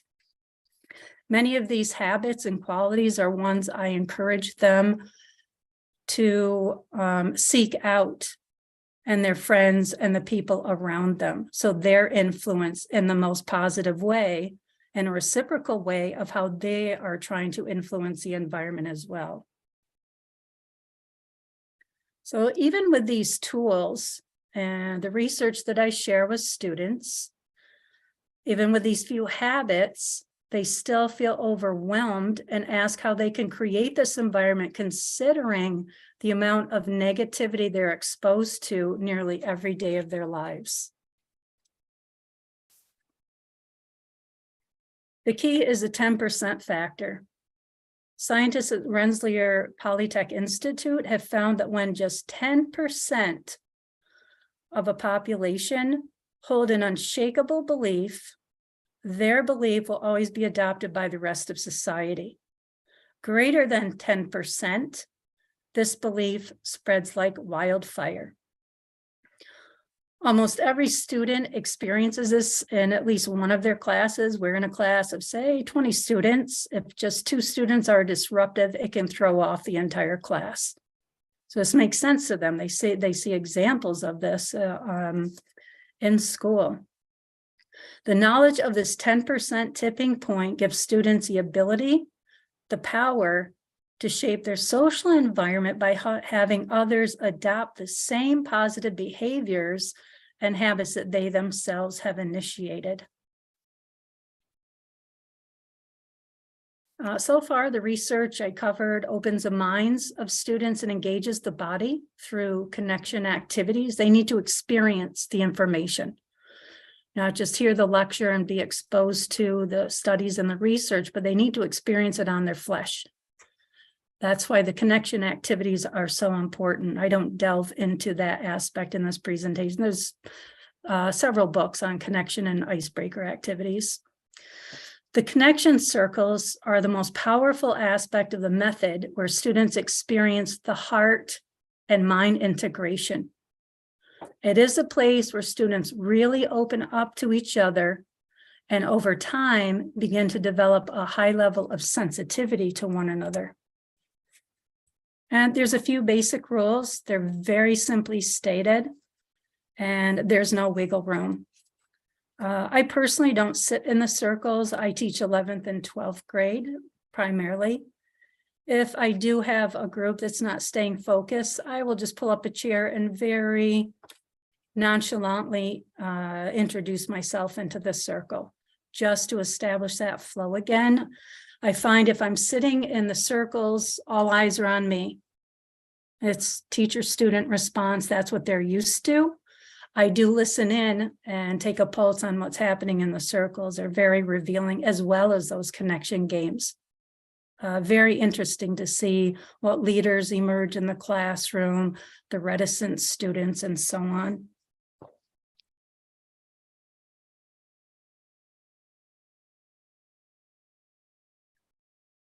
Before I move on to so one other thing I do want to mention about the circles, why they're so effective. And students readily gravitate to them. They ask me for them. Are we going to get into the circle? Say, are we going to play games and have some debriefing questions? Has everything to do with the social brain. In his book, Lieberman discusses a social brain and what students think about most, ages 13 to 19, when the social brain is the most active. It's their social life. It's what they need. It's what they crave. Academics in school is not enough. The connection circles and this entire method fills that gap. And I see I'm just about at my time. These questions emerge as a result of the circles. I don't introduce them. It's something that wells up from the hearts and the curiosity of the students. And I have several references. There are several other studies, a lot more research in my book.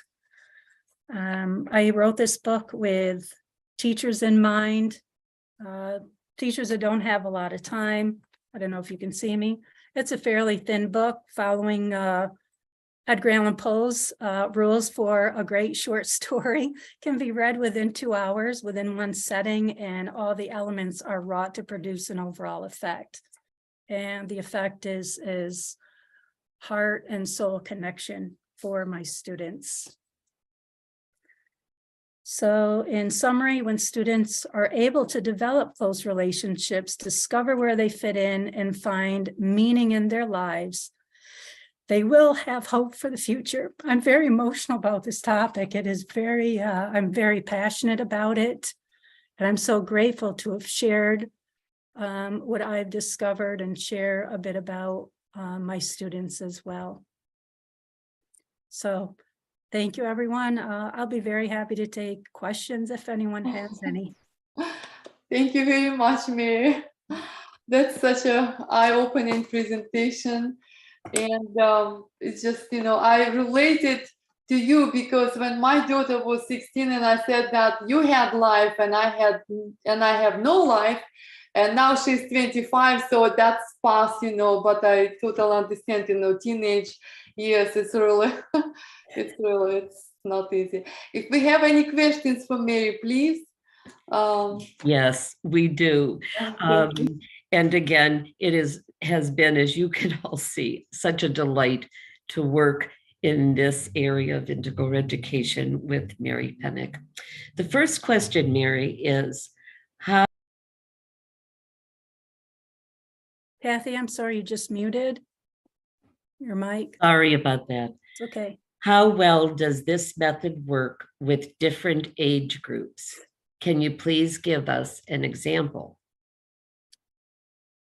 Yes, I work primarily with 10th, 11th, and 12th graders. Although with a group of other professionals, we have visited senior living homes. And what was most eye-opening about that age is that some of the residents said, I've seen you come, I've passed you so many times in the elevator or in the lounge, and I've never met you. How wonderful is this? To sit face to face, have a conversation, and know who the other residents are and become friends. And many of them crave intellectual conversations, retired professionals, a range of different types of backgrounds, and they really crave for that level of connection. So we're tremendously well. Another example at Hillel, this was also very eye-opening. This was for a Jewish leadership student body. And I thought, oh, very outgoing, very social, well-spoken students. That's who I was preparing to meet with. And this one girl was hesitant to speak. And I said, it's okay if you want to pass. She said, no, I'm just so surprised. I have never, this was a junior in college, I've never answered a question in any class. I said, oh, why is that? And I was never called on. So it was the first time she had actually spoken in the classroom.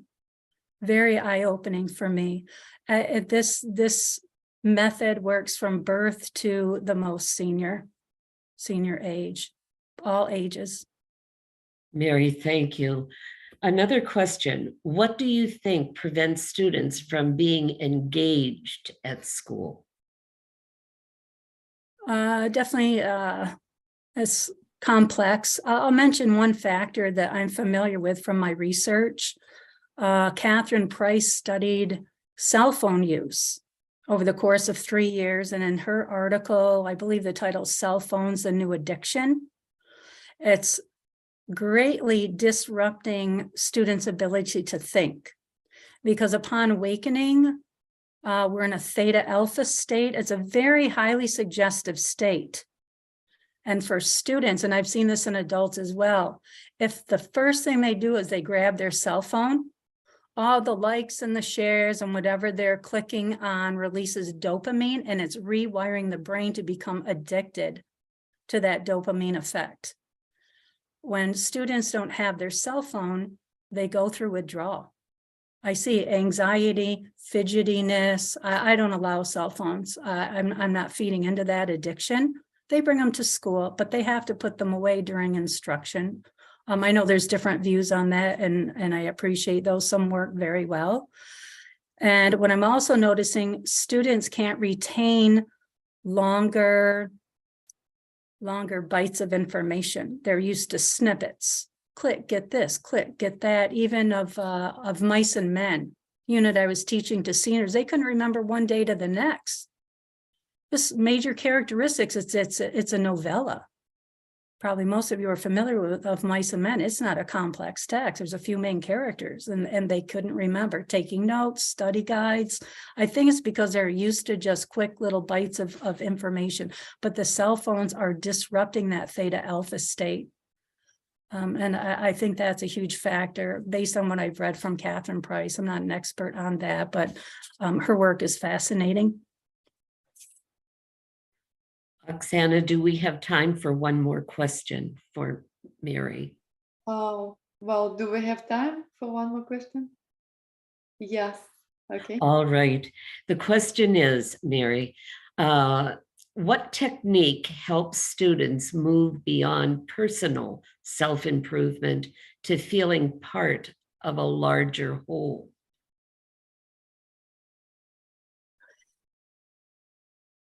Well, I would say right at the baseline, there's 2 rules for me as a teacher to help that progression and development. First is do no harm. I'm very, very sensitive to who's in that circle, who's in my classroom, who's an adult audience. I would never ask a student, where's your favorite place to go on vacation, or even favorite food. I work at a Title I school. Some students are struggling to get food at home. The Culinary Arts Department provides meals as much as they can to some of our students. That automatically would put that student in an uncomfortable situation, and they will not trust being in those circles.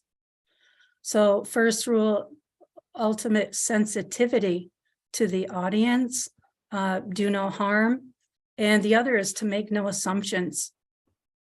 I didn't verbalize that. I made an assumption when I went to Hillel at Hamilton College leadership group, and the one woman never answered a question in a class. So I never assume anything about my audience until I really get to know them.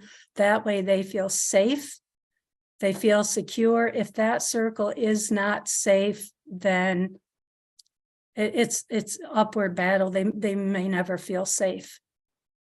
So then it's a progression. The circles need to be used throughout the curriculum. It's not just 3 sessions and we're done. It's completely integral. And I encourage families to use the book, school administrators, a lot of great tools for families for deepening relationships or building relationship if there aren't strong relationships there. Thank you for those questions, Kathy. Those are great. Thank you very much, Mary. That's such a great information. And I'm not gonna look at my phone in the morning anymore. Thank you. And we have a link to Mary's book in the chat. So we're going now to next presentation, number 5, and with Dina Cohen. Oh, thank you. Sorry. Thank you so much. Thank you so much. Thank you. Thank you. So presentation number 5, Dina Cohen. And Dina Cohen, who will be presenting on teaching teachers how to teach integral education. With over 11 years of experience in integral education, Dina has studied, taught, and worked in various fields, developing and delivering parenting courses, teaching primary school students. Her bachelor's degree in science was obtained in Hebrew University in Israel. She conducted research during her master's degree in education, Gordon College of Education in Israel. She holds a teaching certificate.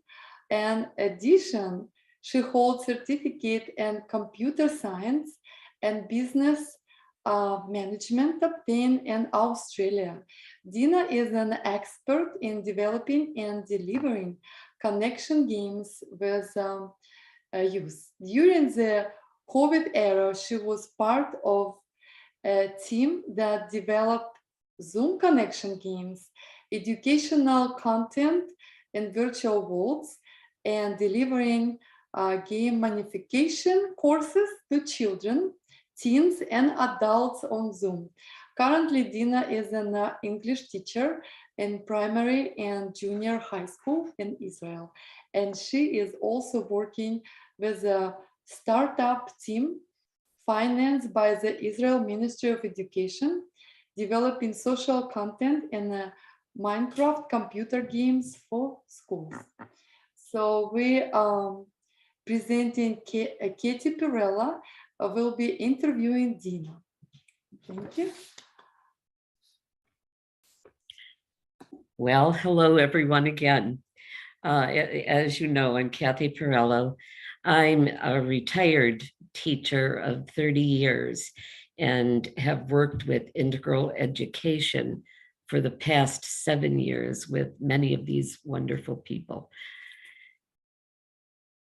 During this presentation, I will be interviewing Dina on the topic of teaching teachers how to teach integral education. This presentation is packed with valuable information So get your pens and pads ready. You may send your questions through the chat as we go, and we will try to address them at the end according to our time schedule. So, hello, Dina. Hello, Kathy. Thank you very much for presenting me, and thank you very much also for Mary for the previous presentation. It was amazing, very interesting, and I think that you will find that this presentation is a beautiful continuation for Mary's presentation. It really talks about the same information in a different perspective. So in this presentation, I will define integral education. I will discuss its main principles and provide specific classroom implementation tools. In addition, I will describe in detail 2 main methods used in integral education. This all sounds really promising, Dina. So let's start by understanding what is integral education. Okay, Kathy. So just before I explain what is integral education, in a few words, I want to establish why this method has evolved and why now. So as you know, our world today is increasingly interconnected and interdependent, much like a small family. Today, the production of nearly every product, from chocolate spread to computers, requires ingredients from suppliers all over the world. A crisis in any one location can have global repercussions. As globalization continues to develop, it's crucial that we educate our children to prioritize the greater good over their personal needs. This is where integral education plays a vital role. So, Dina, what is integral education? Thank you. So the definition of integral education is, it's a type of education that emphasizes the interconnectedness of knowledge, values, and experiences, and seeks to create a learning environment that fosters personal growth, critical thinking, creativity, and social responsibility. In this approach, this approach is often characterized by a focus on experiential learning, inquiry-based methods, and collaborative and interdisciplinary approaches to teaching and learning. In general, Dina, what do you think makes integral education work? Okay, so the learning group is inclusive, allowing space for individual expression and independent critical thinking. This creates a warm, mature relationship between students, fostering confidence, pleasure, and joy of learning. Such a group understands that a healthy, mutually warm, family-oriented relationship is key to solving educational or social challenges and achieving success.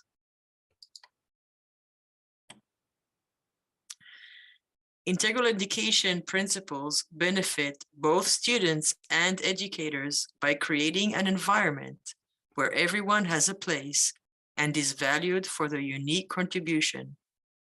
Success is achieved through collaboration rather than individual achievement, and students are encouraged to do their best while supporting the group success and maximizing their individual potential. So how does this compare to more traditional educational approaches? Well, when we compare in a competitive learning environment, students may feel inferior to their more successful peers, leading to feelings of inadequacy and loss of motivation. However, if the class competes against an external factor, such as time, for instance, common success becomes personal success, and failure is not personal, leading to increased motivation and improvement for the group.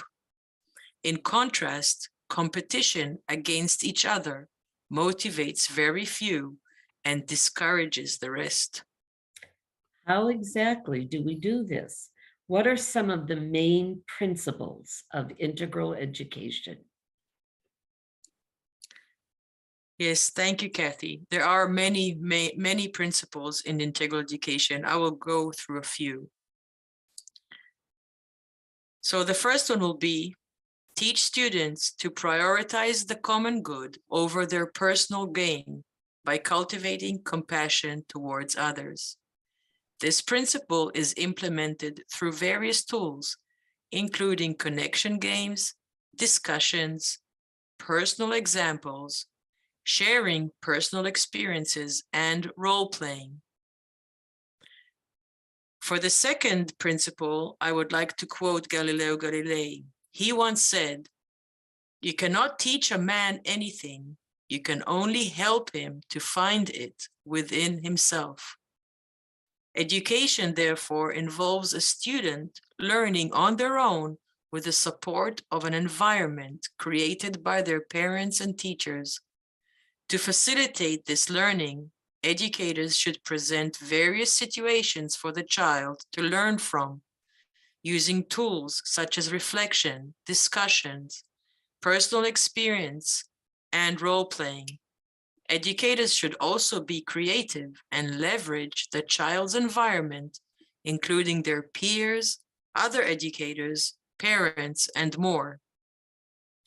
Can you, Dina, give us specifics on how to leverage the child's environment with peers, other educators, and parents? Yes, Kathy. So I can start with the peers. For instance, I have a point system in my class. And in this point system, I have this point system to help me manage my class. I teach 5th and 6th graders. And in this point system, sometimes I do, but if I give the students points, then the points that I give them, they're not personal and they don't get a personal prize. Rather, the points that I give them, they go into a pool of points for the whole class. And you see, when you do that, you'll see that the students, all the time, they encourage each other to behave better, because only when the whole class reaches a certain bar, that is when they get a prize. Another way, if talking about the other educators, we can get the educators to meet and talk about what values are important for us to instill within the children. So we create a holistic approach of teaching the students. Same goes with parents. We can invite parents to parenting courses, teaching them integral education. And this way, the students are enveloped in integral education. So it's a holistic approach. Thank you so much, Dina. What is the next principle? Yes, so the next principle, a foundation needs to be developed within the children so they will know right from wrong and how to make good decisions in multiple situations. For this, the children should learn how to be their own psychologists. They should cultivate mental independence, ask themselves questions, develop their awareness and ability to appreciate the values of the environment. They shouldn't depend only on the opinion and judgment of the environment, especially if it is leading them astray. Some of the tools used to implement this principle are discussions, explanations, reflecting situations to the children, telling stories or showing movies followed by reflection, and role-playing. The educators can share examples of situations they experienced and how they dealt with them. They can direct the children to contemplate according to which values did they act. Did they hold themselves accountable? And they can ask questions that are aimed to develop compassion. Another principle is to reduce competition as much as possible in the classroom. And when I say competition, I mean one against the other.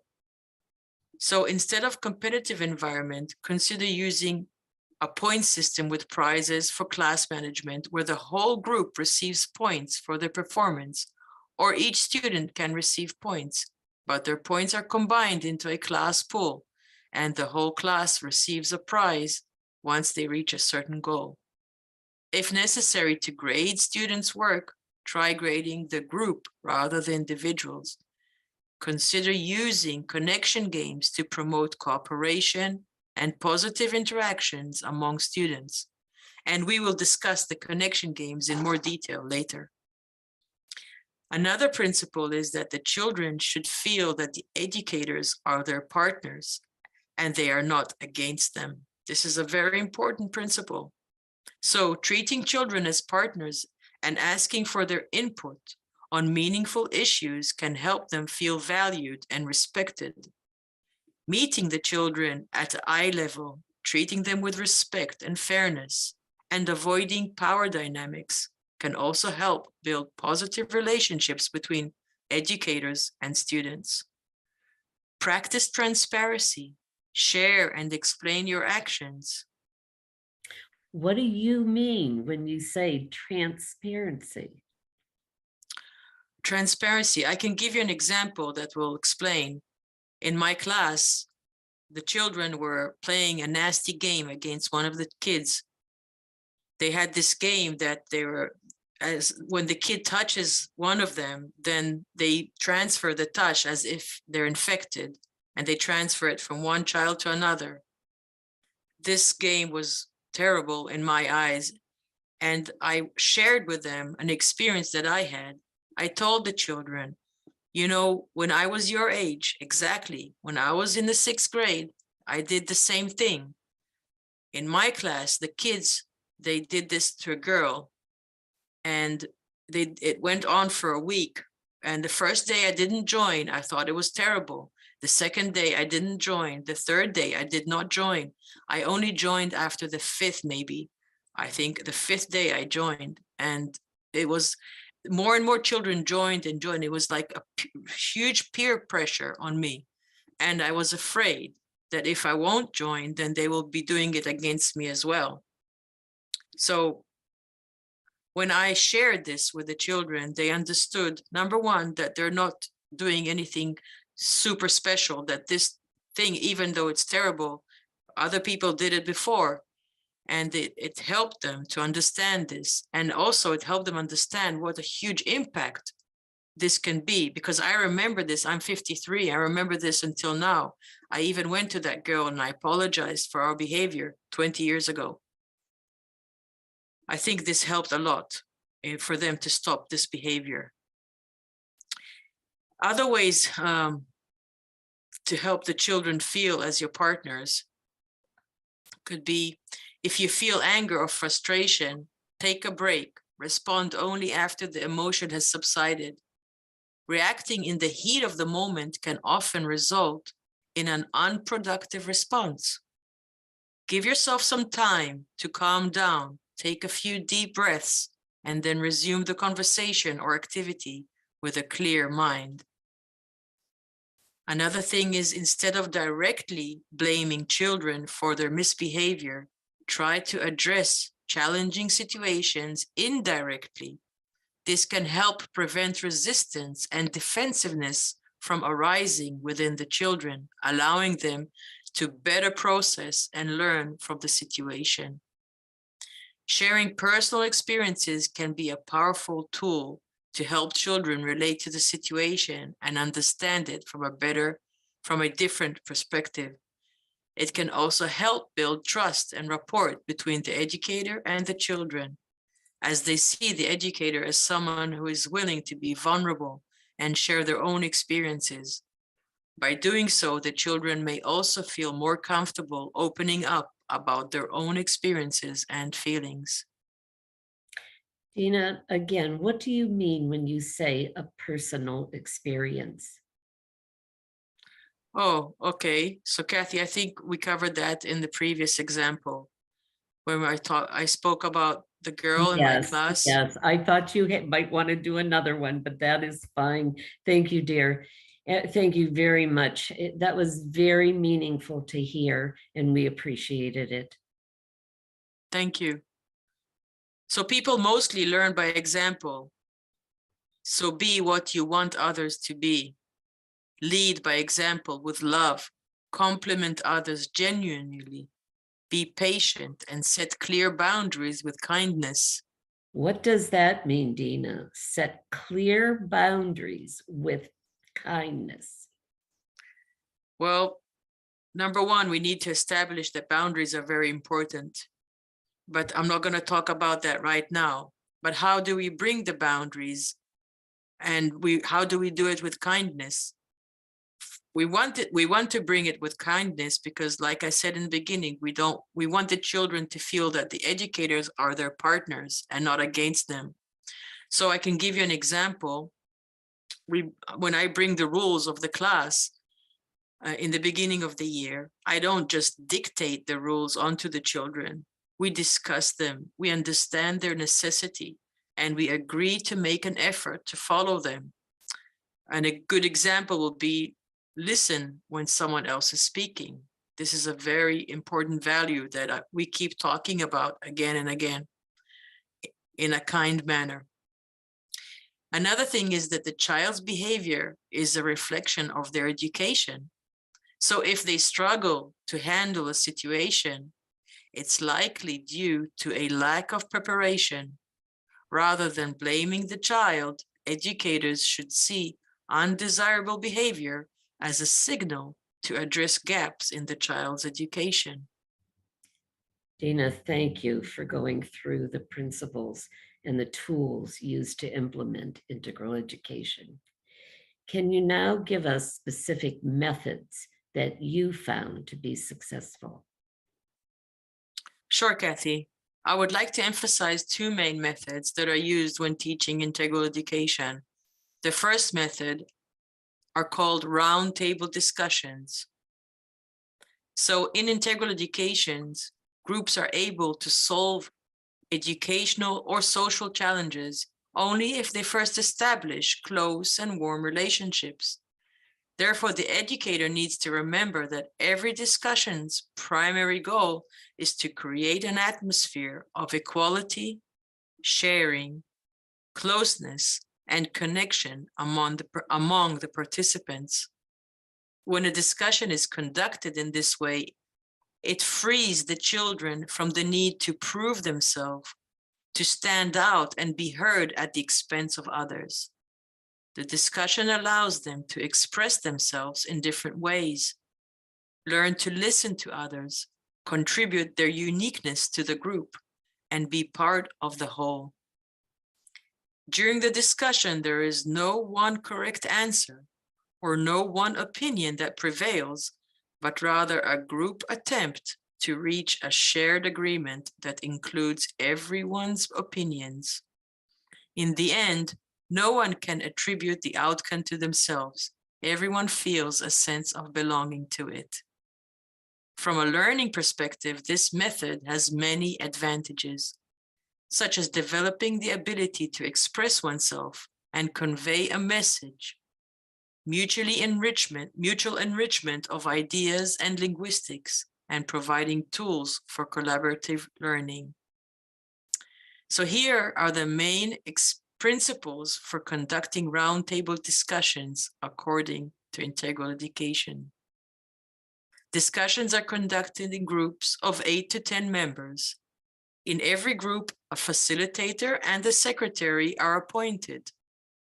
The facilitator ensures that the rules of the discussion are followed and reminds everyone of the topic and the goal.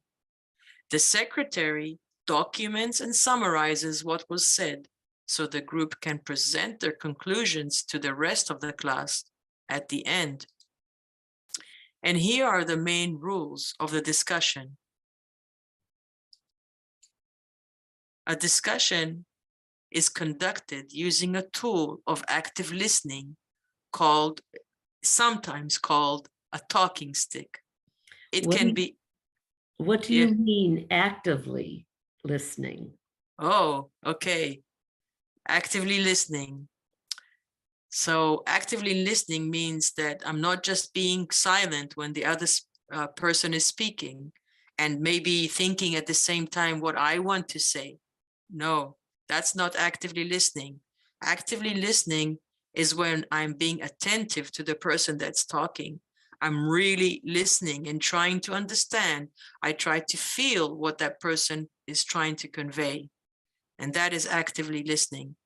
When grown-ups are involved, when it's a round table of grown-ups, I also tell them, imagine that your child is speaking, the most important person in the world for you. That's who's speaking. Try to imagine that and then listen. So what happens is that talking stick or any other object that you can hold, it passes from one speaker to the other, and everyone actively listens to the participant holding the stick.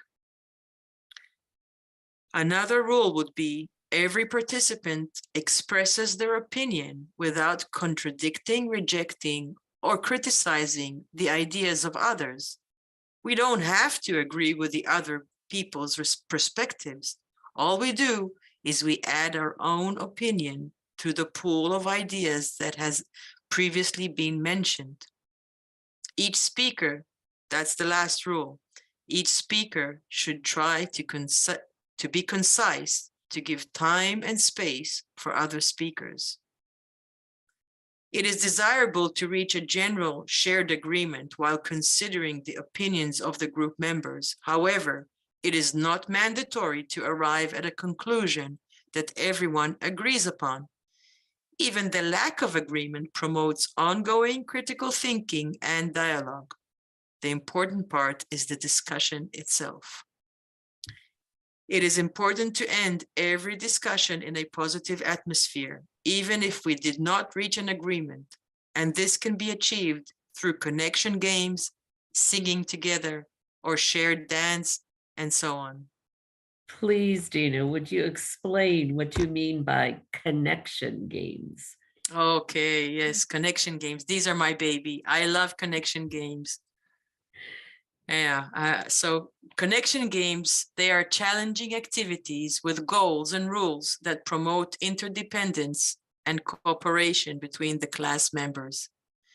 The games are built in such a way that success is possible only if all participants contribute. The moral that is conveyed through these games is that each member who joins the game strengthens the whole team. And the social moral internalized by the participants is that the correct connection between people needs to be expressed by consideration, attentiveness, mutual concern, and full cooperation. Wow, Dina, that all sounds amazing. Can you tell us how can this be achieved, though, through games? I will try. So the principles of connection games. These games incorporate in them these principles. Number one, the social goal of every game is connection. Number two, success depends on cooperation between all participants and is not achieved by a single player. Number three, today in most games, the competition is either one individual against other individuals or one group against another group. In connection games, the competition will always be the whole group against an external factor, like time, previous achievements, more complex challenges, computers, etc. Number four, connection games requires everyone to temporarily give up their personal desires in favor of the common goal. To do this, we need to develop sensitivity to our friends and coordinate our actions with them. And Kathy, I would like to finish by an example of a game that I love playing with the children in my class, and it's called the hot seat. So I teach English, and I teach English to students in Israel as a second language. Whenever I start a new topic, what I do is I play with them the hot seat. I want to check what their vocabulary is on that specific topic before I start teaching it. So I put a seat in front of the class and I tell the children the rules of the game. So the rules of the game are they need to come and sit on that seat and say a word on that topic. I write down the words that they say. And the goal of the game is to say as many words possible in 2 minutes. One of the children volunteers to take time. He tells us when to start and when to stop. And then the children come and say the words. Now there's 2 rules here. Number 1, if 2 students come and push each other and want to sit first, then those 2 children cannot say the word. They go back to their place and a 3rd student will come and say the word. Another rule is when I write down the words, if a word will be said twice, I delete it. So again, the goal is for the whole class to reach as many words possible in 2 minutes. And I tell the students that we're going to do the same game again after I teach them the topic. So this motivates the children to learn as much as possible so they can achieve a higher score the next time. Dina, you said that in integral education, we try to minimize competition. Don't you think, though, that it's important that children learn that failure is part of life and that they cannot always win? Yes, Kathy, thank you for this question. I hear it many times when I try to explain integral education. The idea of intentionally exposing children to failure as a means of building character is controversial. I believe that rather than focusing on failure itself, it is important to nurture confidence in children so they can better cope with failure when it inevitably happens. So just to finalize with connection games, I can tell you that there are different types of connection games that serve various purposes. We have icebreakers to warm up the atmosphere. We have games to enhance attention and concentration. We have games that help us instill values. We have summary and reflection games. We have discussion games and more. Dina, as an educator, this has all been very helpful. Please, what are your final words for us? Thank you, Kathy. So I hope you enjoyed this talk and were inspired to consider the methods necessary for educating the next generation. In a rapidly evolving world, the skills needed for children have significantly changed. Integral education is a unique approach to education that emphasizes the importance of relationship building and collaboration among students and educators. This is different from more traditional educational approaches that may prioritize individual achievement and competition over cooperation and interdependence. Integral education is designed to prepare students for the complexities of the modern world, which often requires skills such as effective communication, problem solving, and working collaboratively with others. I want to thank you, Kathy, and all the technical team supporting this presentation. And I would like to thank the audience for spending their time to come and listen. Thank you very much, Dina and Katie. It was wonderful. So many points I just put in my notebook and gonna be using with the children also. So, and Lily, do we have questions for Dina? More questions? Yes? Well, thank you for this amazing and informative teaching. Actually, it was lovely to listen and learn more and more, and we are curious. Of course, there are questions. There are 5 questions as I see. Maybe we We'll not have time for all, but let me begin. Okay. The first question. Has the role of the teacher changed, and in what way? Yes, thank you. Thank you. Yes, the role of the teacher has changed. And I touched upon this a little bit. The teacher is becoming more and more a facilitator rather than a teacher. So in integral education, we strive to get the information out from the children. Once the children are able to learn in this way, so they come up with the answers by the questions that we guide them. We guide them with questions, and they give the information, and then they own it. So once they say it, they own it, and it's not like dictating to them information. They own it and they keep it, and they understand it much better. Okay, thank you. The second question, you talked about reflection. What exactly did you mean by reflection? Yes, reflection is an amazing tool that integral education uses a lot. It can be after games, it can be after discussions, after a movie, a story, after many things. So in reflection, what happens actually is the brain processes what the heart feels. So if you can play a game, you can feel very excited, you can feel frustrated, you can feel many things. And when in the reflection, we're asked, what did you feel? What did you think? What could help you improve? All these questions, they actually help process your feelings. And again, that will keep that in this way, you will own it better. You'll understand yourself and your peers much better.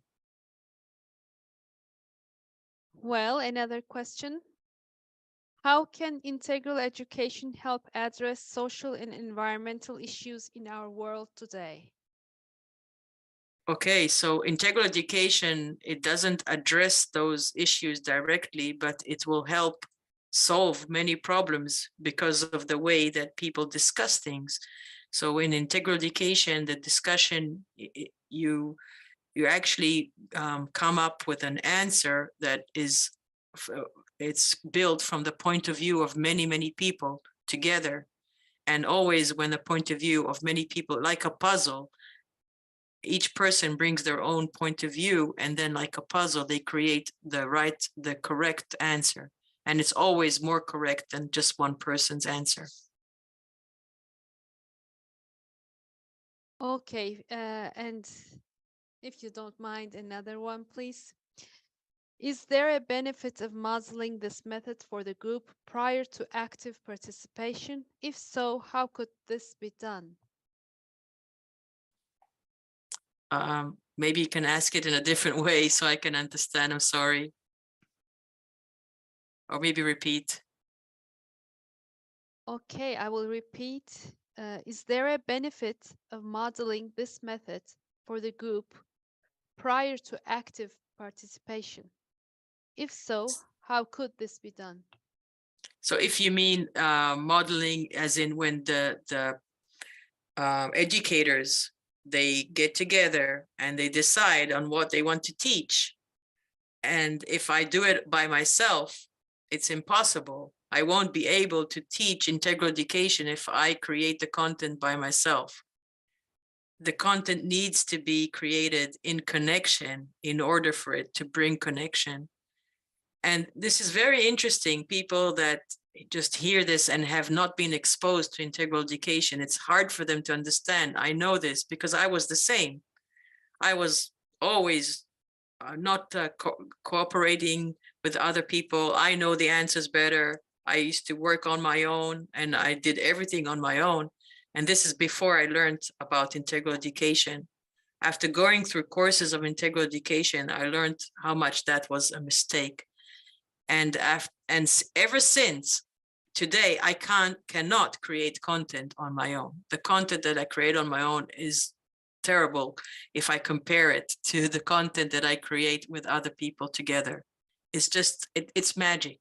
It's just magic.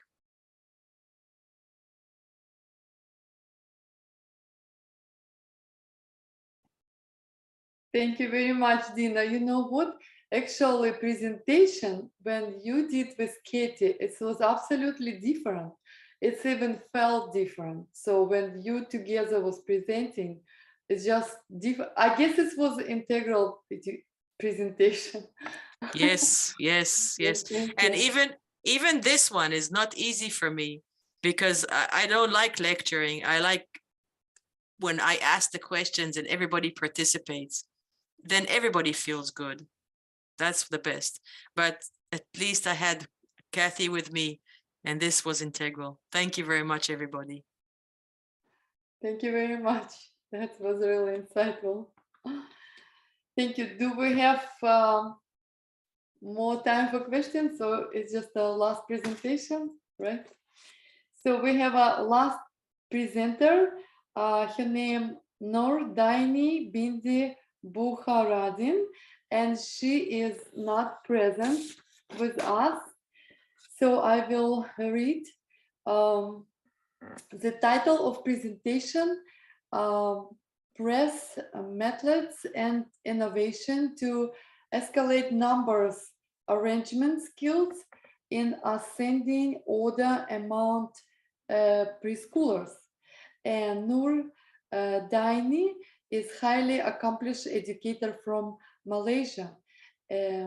She was born and raised in Malaysia and obtained the first-class bachelor's in teaching honors and early education from the Institute of Teacher Education Tan Abdul Razak Sarawak, where she studied for 5 years. Currently, Nur Daini is a dedicated teacher in Seri Surya Primary School in Kuala Lumpur, where she continues to inspire and educate young minds. Her exceptional achievements in the field of education are as a testament to her passion for teaching and commitment to excellence. Nur Daini and notable accomplishments include being recognized as the best research presenter and receiving the Silver Award in the Innovation category at the National Research and Teaching Innovation Conference 2022.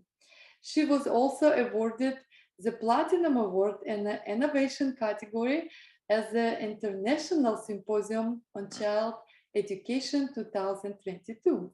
In addition, Nur Daini was a participant in the International Australian Practicum Cultural Exchange Program in 2019 and presented research and writing in the International E-Conference on Spot Science in 2021.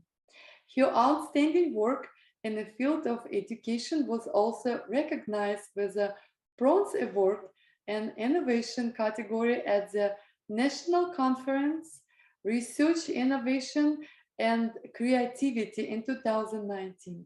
Nur Daini is an active participant in educational conference and events, having participated in the National Conference on Thinking Culture in 2017.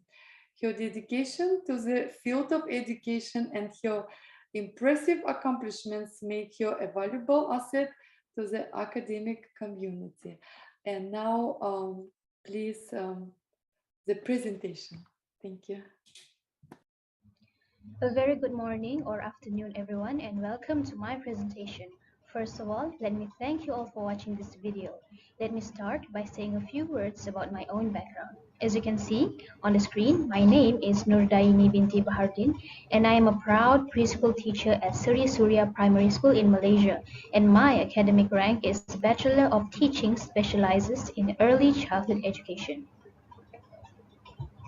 So in my presentation, I'll focus on 6 main contents for my research study, starting with my research title, followed by problem formulation, aims and objective, research approach, research findings, and ends with conclusion. Okay, so the first one is my research title. First of all, for all of your information, my research is an action research, and the title for my research is Pre-SMART Leads Innovation to Escalate Numbers Arrangement Skill in Ascending Order Among Preschoolers. Based on that particular title, this research focuses on preschoolers between the age of 5 and 6 for their problems in numbers arrangement skill in ascending order, mainly for the number 1 to 10. Secondly, it's going to be my problem formulation. So, how is this problem identified?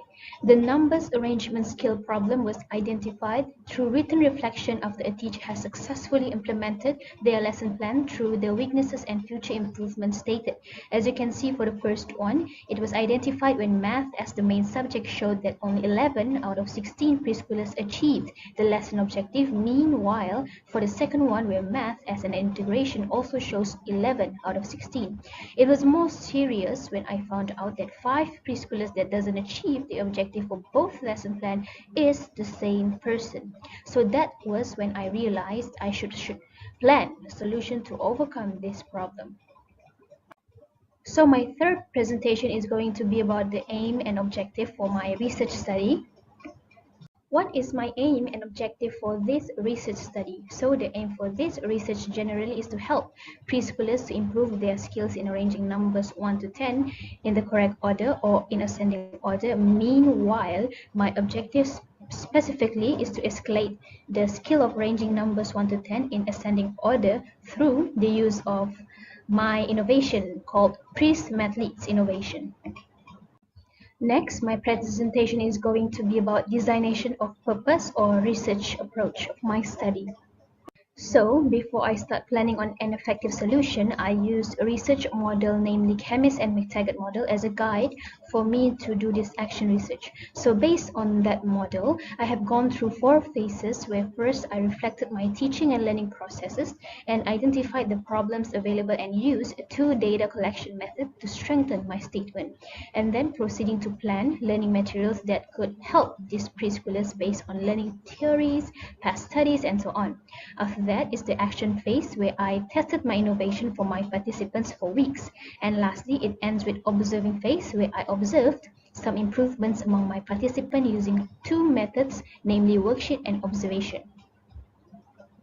So for a more detailed information, this is my innovation processes through 3 continuous parts, starting with the playing part, where children must try to drop bowling pins on the target, and this part will be repeated for 10 throws, with each throws consists of 1 to 10 numbers each. Secondly is the counting part, where participants have to count pins that was dropped after each throws. And lastly is sequencing part, where they will arrange the random arrangements numbers correctly through quantity comparison for each stick to help them decide the order. So the 5th content is going to be my research findings. So to identify improvements or escalation in their numbers arrangement scale, I used a 2 data collection method and analyzed them thoroughly. Method number 1 was using worksheet as the instrument, and the comparison between before and after using my innovation shows a satisfying escalation. Same with observation as data triangulation to strengthen the main data methods also shows the same result as the main method. This strongly shows that my innovation succeed in helping participants to escalate their numbers arrangement skills. And last but not least, for my presentation today is my conclusion. As a conclusion, I am satisfied with my research findings where I succeed in fulfilling my research objective. Therefore, what I have learned through these research processes is that teachers need to find effective and relevant solutions to solve any early mathematics skills among preschoolers so that children's mathematics skills can be optimized at an early stage without delaying it. And these are the references that I used in my action research study. Lastly, I sincerely appreciate your attention today, and I'd like to thank you for your time and interest.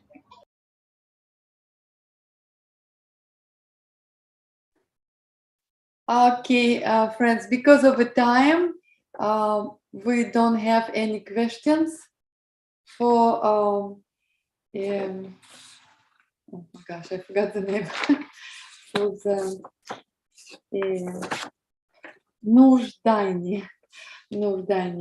And on this, we're concluding our conference. Before I introduce our director to give the closing remarks, I would like to take a moment to express my gratitude to everyone who made this conference possible. Thank you very much. Our organizing committee has worked tirelessly over the past several months to bring together an exceptional group of speakers and participants, and their hard work has truly paid off. I also want to thank all of our attendees for their engagement and enthusiasm throughout the conference. Your questions, comments, and insights have made this a truly collaborative and rewarding experience for all involved. If you want to rewatch the conference, please know that it will be available on our YouTube channel, which is posted in the chat. We hope that you enjoy it and hope to see you back next year. And now it's my great pleasure to introduce our director, who will offer some final thoughts on our conference and its impact on the field of education. Please join me in welcoming him to the stage. Please, Ephraim. Thank you. Thank you very much, Oksana. I will just share my screen.